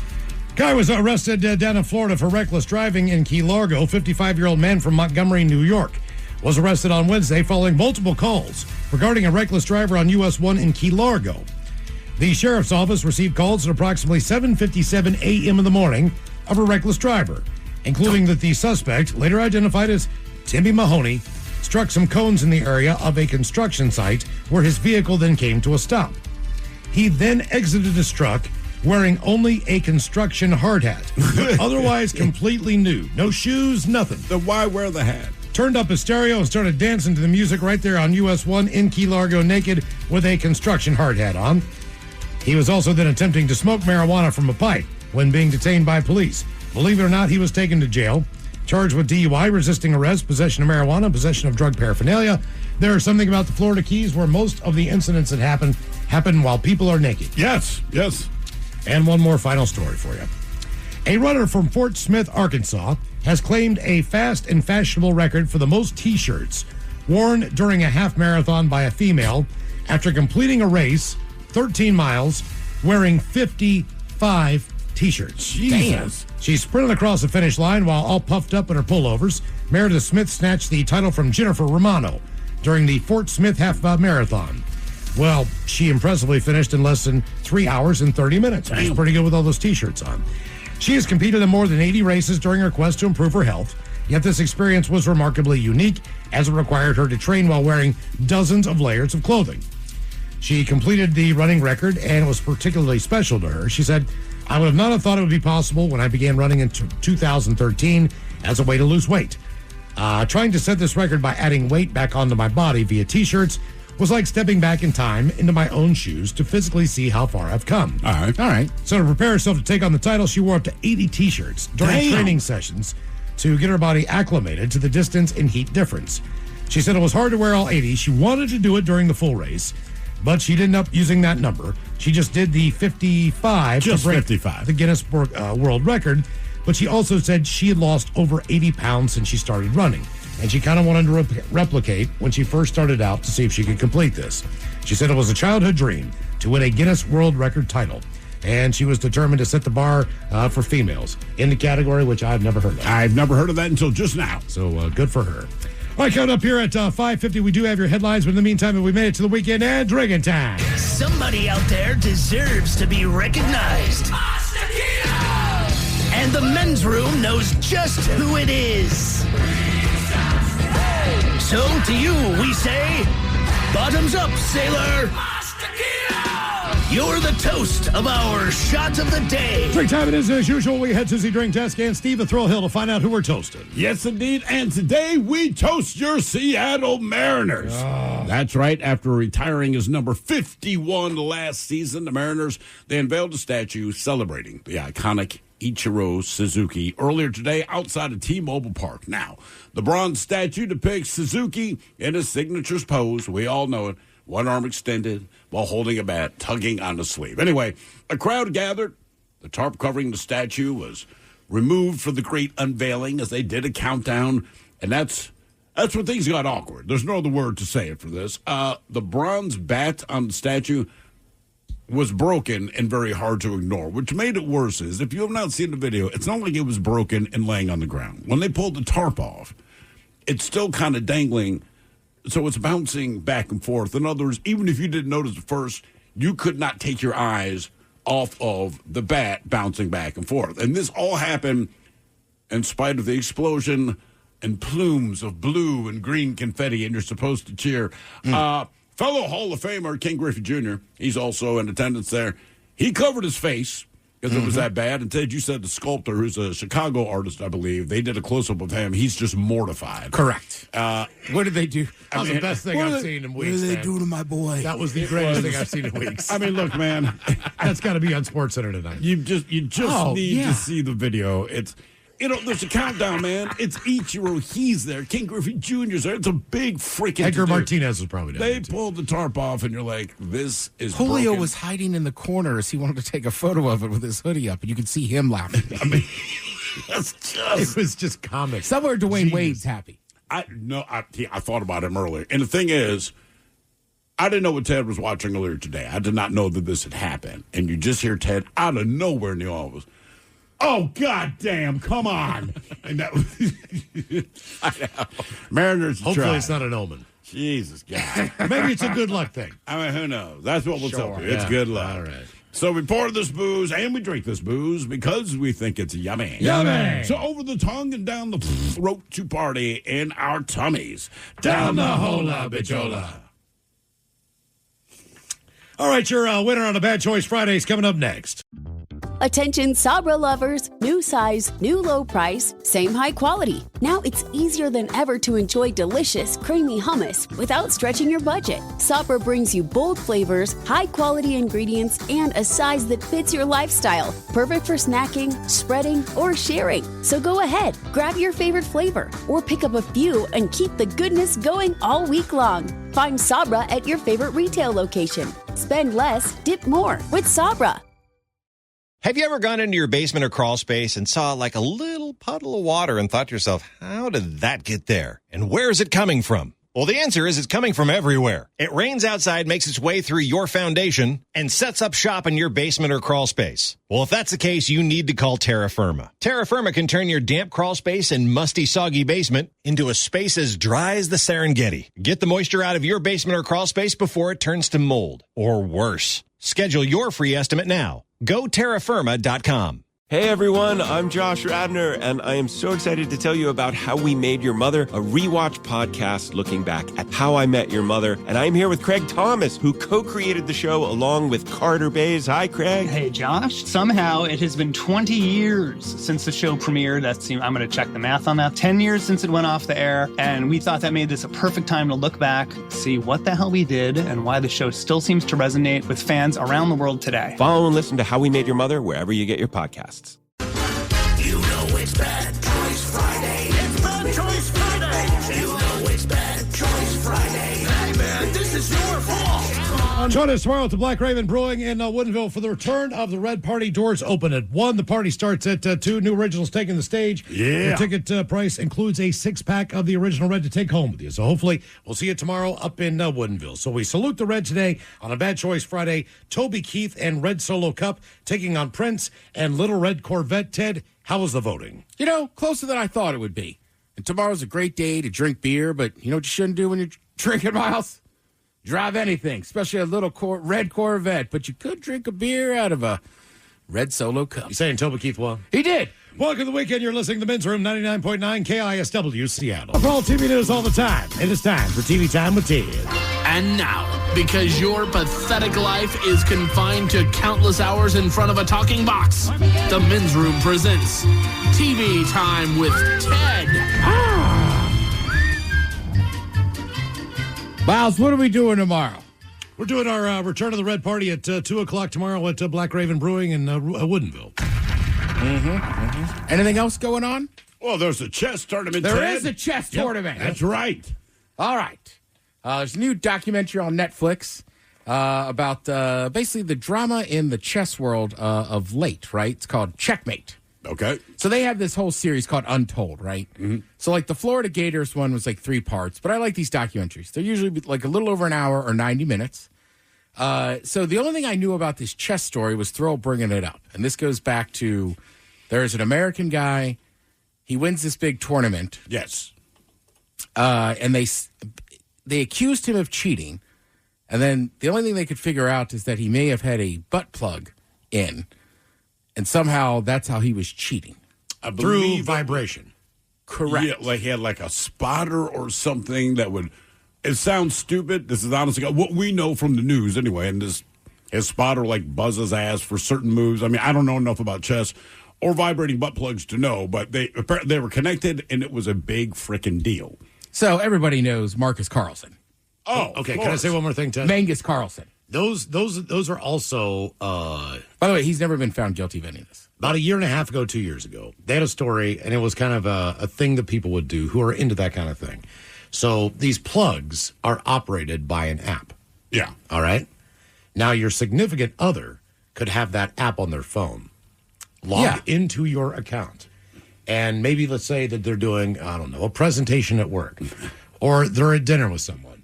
You have the opportunity remotely to turn that thing on regardless of what they're doing. Right. So it's like a week challenge. It's just like, I'll get you back. But you got to wear this thing. Right. Right. So this Magnus Carlsen guy, he's been established for the last 15 years, right? He was a boy genius. He's the best player. Okay. Right? Then you have this Hans Niemann guy, right? So this Hans Niemann guy, who is the American, he basically gets pretty famous on chess.com. Now, I did not realize chess.com never had the greatest champion on there because he was on a different site. So and I'm telling you, I don't know how Netflix does it, but they get people to relive these stories. So you don't know their real feelings on it towards the end. So they were talking about COVID. Chess.com gets massive, right? Right Sure. after that, Queen's Gambit comes out. Okay, all right. So this dude, Hans, is dominating, but on chess.com, but also, and there you can see the person you're playing with, but he's like, you got to do it, what do they call it, over the board or on the board. Okay. That's how you prove. So he goes to a couple tournaments, and he's good. He's just not that level, right? He's a grandmaster, but there's super grandmasters and this and that. So he goes around the world. He leaves his home when he's a teenager, moves to New York City, travels around the world. He's very brash, right? Which is kind of good for a sport like that. Then they have this massive tournament in St. Louis, and he beats Magnus. And when they interview him afterwards, he just says, chess don't lie. So he becomes this internet sensation. But this Magnus guy is like, there's no way he can beat me. He's got to be cheating, right? And basically the opening move he used, I was telling Thrill, it really gives you in-depth on chess, too. I didn't realize there's like ways in chess, like you can already have won, but I might just toy with you for a while, Miles, just to kind of It's the orca with the seal. Yes, I can kill and eat you now, and that's going to happen, but I'm going to throw you around. And there's other defenses you can use, too, right? I get why everybody says soccer is like built off chess. You can kind of suck people in and use a counter. Yeah. So the whole thing is, at first, you're like, all right, good for Hans, the American. He's young, he's brash, but he's winning. But he doesn't consistently beat this guy, and he doesn't win. And then the main champion, so chess.com, they were worried about cheating. So they have this whole system, and they're like, we can figure out if you're cheating. Turns out Hans had been cheating on chess.com. All right. More than he had confessed to. They can't prove that he cheated in these on-the-board tournaments. But since that happened, and they played, and Hans won a court battle because he's like, you've destroyed my life work. I can't go anywhere without people talking to me about butt plugs. And he's like, I don't want to talk about him. The guy seems insane, almost like somebody put it best. They go, you're uncomfortable when you're in a room with him. Like I said, he's obviously a genius, and he says it. He's like, look, I'm a genius. But it comes with crazy thoughts. What did you tell me today? You said he's a guy, he's probably a great chess player. He also might kill people. You said that was the general vibe you got off of this dude. Correct. And he goes and he plays in that famous, Washington Square or whatever in New York City with the speech. He dominates that. Like, he's very good. And he did win other tournaments in other countries, but they're just like, there's no way he got this good in a couple weeks and could beat these grand champions. But so basically, the grand champion and his dad, because they're going to combine with chess.com now. Okay. So they go, use your technology to figure it out. And they're like, all right, because everybody's convinced he's cheating.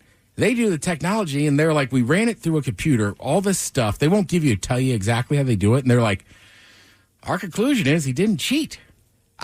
Look, you can hear it in my voice. I don't know if he's cheating or not in these tournaments. Right. It's wild. And his whole point is, Hans's point is like, look, chess.com needs Magnus because they're going to make more money. So they're all against me. They're all conspiring against me.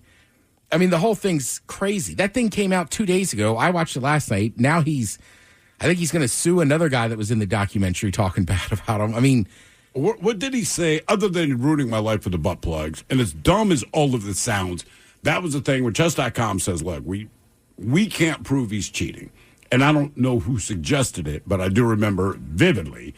They're like, look, the vibrating butt plug thing, he must have a spotter or something like that. So correct, because you could watch the games online. Right. So for certain moves, and it sounds dumb, they buzz his ass, and he kind of knows what to do or what not to do. So this is what doesn't help him, is his answers suck. Right? Like, sometimes they ask him, like, how did you know how to do that? And he goes, I don't know.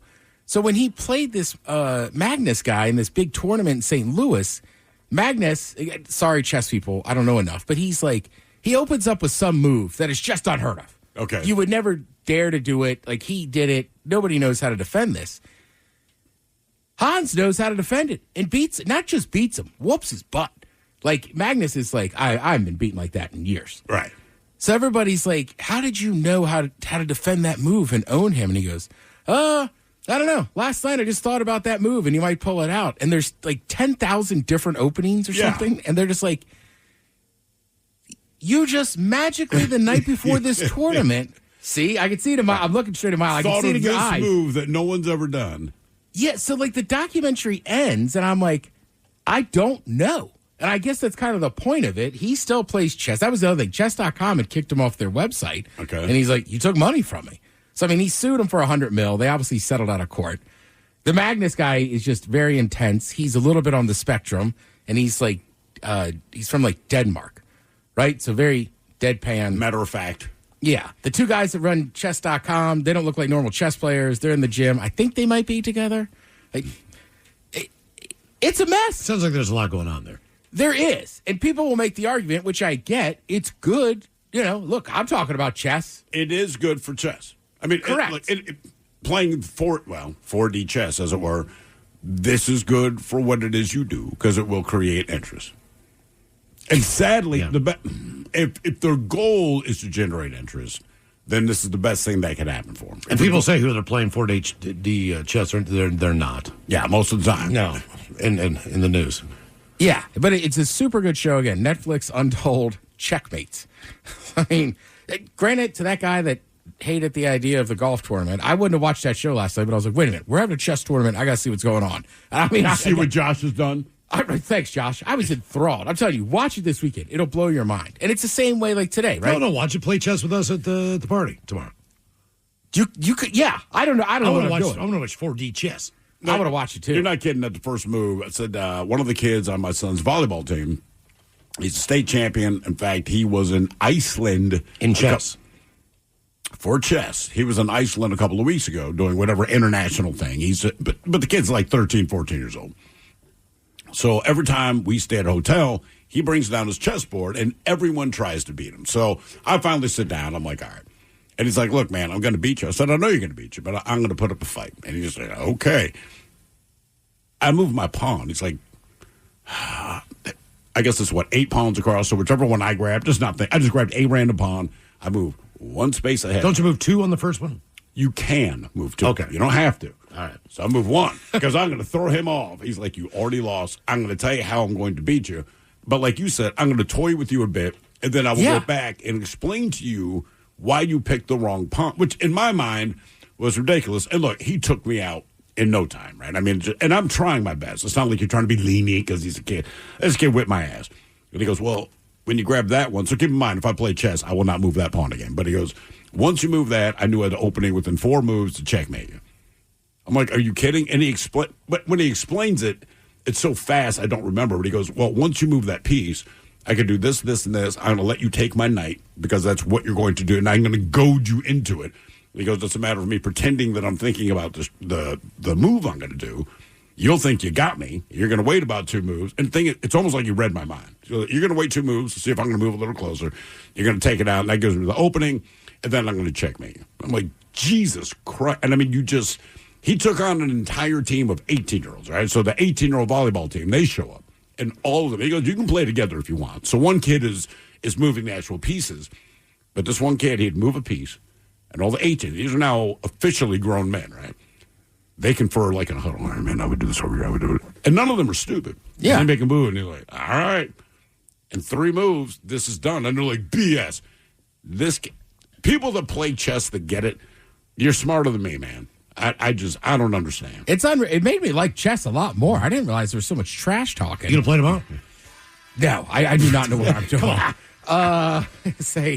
This weekend, sports wise, the Mariners are playing. Hopefully their bats work. Astros for 4 games, I believe, on the weekend. Yeah, you got the Masters tournament going on, but more importantly, we'll see you tomorrow over there at Black Raven Brewery from 2 to 5 p.m. Yeah, for the Return to the Red Party and chess tournament. Thank you, Tim. We appreciate it. You're listening to the Men's Room. Room returns with Miles and Thrill. Now, let's see what's happening in the real world. All right, here we go. The McDonald's CEO who criticized in that viral video now throws his mom under the bus. Meanwhile, a woman gets peppers on her sandwich at Subway and makes quite the fuss. Florida duo had a dead alligator tied to the roof of their car. A South Korean searches for a wolf they hope did not go too far. And a civil war just broke out in Uganda among chimpanzees. It is time for your headlines. Oh, hi there, everybody. I can never tell. Do I leave Mike's part in there or not? It doesn't matter. It doesn't matter. Either way, he's not here. As we talked about a little bit earlier, we are happy to say that the 4 astronauts on the Artemis 2 mission, they have safely splashed down wherever the hell they were. What's crazy is 10-day mission, go around the dark side of the moon, all this kind of crap. But the speed with which they hit the water, when they finally landed back here on planet Earth, only 19 miles an hour. Wow. So those They parachutes, came in at 5,000 miles an hour. right, those parachutes, whatever else they do, man, 19 miles an hour, that's it. Now, keep in mind, imagine being in your car, you're strapped in, but you still hit a brick wall at 19 miles an hour. A little bit of a jolt. And watching it go through, when it looks like it's on fire. It kind of is. Yeah. You know, it is absolutely insane. But yeah, man, they made it back. So, a successful mission. I'm very happy about that. I was looking at the story earlier. I'm like, well, this headline goes one of two ways. Either, hey, in memoriam, or they landed safely. Glad to say they landed safely. Very cool stuff. And to put it in perspective, the astronauts themselves had said before splashdown that the 40 minutes that they could not communicate, and think about this, with anyone on Earth, right, it's on the dark side of the moon, they said that's a conversation we had, but it didn't really bother you other than saying, you realize there's 8 billion people we cannot talk to. 40 minutes. They said the real thing they're worried about is coming back into the atmosphere because, again, you're traveling at 5,000 miles an hour and everything outside of you is burning up, but they made it safely. Great success for NASA, man, so good for them. Right, because there's a Challenger, but wasn't there another one in the early 2000s that exploded? Columbia. Yeah, on re-entry. And that's the thing. Yeah, they were not that far away from the target where they're going to land, and the thing burned up in the actual atmosphere. So that's always, look, everything can go wrong. The launch itself could go wrong. You could blow up. See Challenger. You could spiral off into space, going around the moon. That didn't happen. And then re-entry, as I understand it, for most of the scientists and all the people that work at NASA, they're like, that is the single most critical part. Yep. Right? So they made it back. Crazy. Good on them, man. Congrats. That is freaking insane. Now, let's talk about the single most important thing that has happened in 2026. I think we'll all agree. That would be Chris Kempinski. That's the McDonald's chief that posted the ill-advised tiny bite video of him tasting the new big arch that they're serving at McDonald's. Well, he's back in the news, and this time it's still about the tiny bite he made of the new Big Arch. So if you don't remember, he put out a video advertising the new Big Arch sandwich, but his little teeny tiny bite did not play well online. His viewers wondered if he actually eats the food that he sells. And the brief bite clip, it sparked a wave of mockery and inspired rival fast food executives, including our buddy at Burger King and Wendy's, to post their own on-camera taste tests. Well, he finally decided to come clean and explain why he took such a teeny tiny bite. He's blaming it on his mother. He says his mother's table manners are partly to blame for the now infamous nibble of the Big Arch burger. Speaking with the Wall Street Journal, he explained, quote, I think, I blame it all on my mom because she told me, don't talk with your mouth full. And I think probably in that case, I should have just said, you know what, to hell with it. I'm going to talk with my mouth full. There you go. Case closed. It's not that he doesn't even. His mouth still wasn't full. That guy should have stopped. I don't know why he brought it up, but he did. To me, he just made it worse, but there you go. All right. You ever thought, you know what, I'm going to give up my cush job over $10 for parking?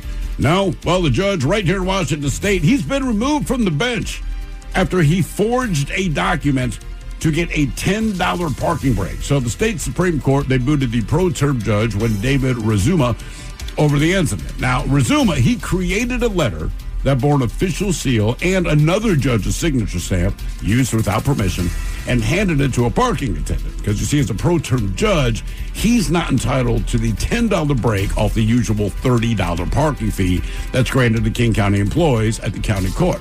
But he felt that he should have been. So he maintains that he submitted the phony document as a joke to the attendant. Yeah, the court didn't buy it. So he's a local attorney, and he serves as a judge pro tempore for about a decade. Those are the judges that are appointed, temporarily filled during illness or to raise caseloads. Anyway, he's now off the list of the judges because, again, he wanted to save $10 on his $30 parking. That's insanity. Maybe they should do that here in this building. I'm just throwing it out there. All right, I don't know if you've heard this. A civil war has broken out in the country of Uganda. Unlike most civil wars, the warring factions in this case, the chimpanzees. That's what unfolded among two clusters of chimps, a group of 200 that apparently was popularized in the documentary Chimp Empire. Don't remember that documentary myself, but apparently they've been following these chimps. So primatologist one Aaron Sandel, he says, quote, I feel like a war correspondent in a way, seeing so many dead bodies. Well, so many dead bodies equals 28, but all 28 deaths have come from the central cluster of chimpanzees. The general idea is, for the last 2 decades, these two separate groups of chimpanzees, they've been working together. They groom each other, they hunt together, etc. However, the dominating males from each one has died within recent years, and whatever conversations chimpanzees have when they're back with their cluster, they've decided to go to war with each other. And believe it or not, the smaller faction of chimpanzees is now taking up the larger faction. They've got 3 dominant chimpanzees. Right. So apparently Jane Goodall noticed this at one point in her studies. Yeah. And said it's probably just a one-off. Like, this doesn't happen all the time. She thinks this one's just... Well, no, the one that she that she saw 30, 40 years ago. Oh, well, guess what, Jane? Yeah. It's back, and, like, it is for real, man. I mean, it's a serious thing. Let's see. We may not know exactly what led to the Ugandan chimpanzee violence, but we do know what led to violence in St. Petersburg, Florida, and it's exactly what you'd expect. Peppers. A woman in St. Petersburg, she tore up a Subway restaurant because she was upset about the peppers on her sandwich, and she demanded a new one. So, after placing an online order, I'm not making this name up, I'm Unique Clark, that is her name, she picked up her sandwich at the Subway near her residence. She used her Sub Club Rewards points. That way, the sandwich was free. Well, shortly after she came back to the store, she was upset about the peppers on her sandwich. She demanded a new one. Subway employee told her, look, man, the sandwich was made how you ordered it online and provided proof, and so the new grub would not be forthcoming. Well, in the wake of that denial, she pushed the cash register and printer off the counter. She then reached into the cookie display and threw the cookies onto the floor. That pisses me off. Yeah. Her rage was recorded by store security camera. As they say, the defendant also used her real name and phone number when placing the order. She ended up being arrested and had to post a $500 bail. Damn. To get out of jail. We're going to leave it at that. In the meantime, we're getting the hell up out of here. We'll see you tomorrow at Black Raven Brewing in Woodinville. The doors open at 1 for the party. The party starts at 2. We'll see you there for the return of the Red. Yes, indeed. It's all true. Hope to see you tomorrow. But until then, please do what you do best. And for Aletha's sake, stay beautiful. The Men's Room has been taped before a live studio audience. Wardrobe and makeup provided by Mantastic Limited. This has been a presentation of the Men's Room Radio Network. Oh, man! A Double Flush production.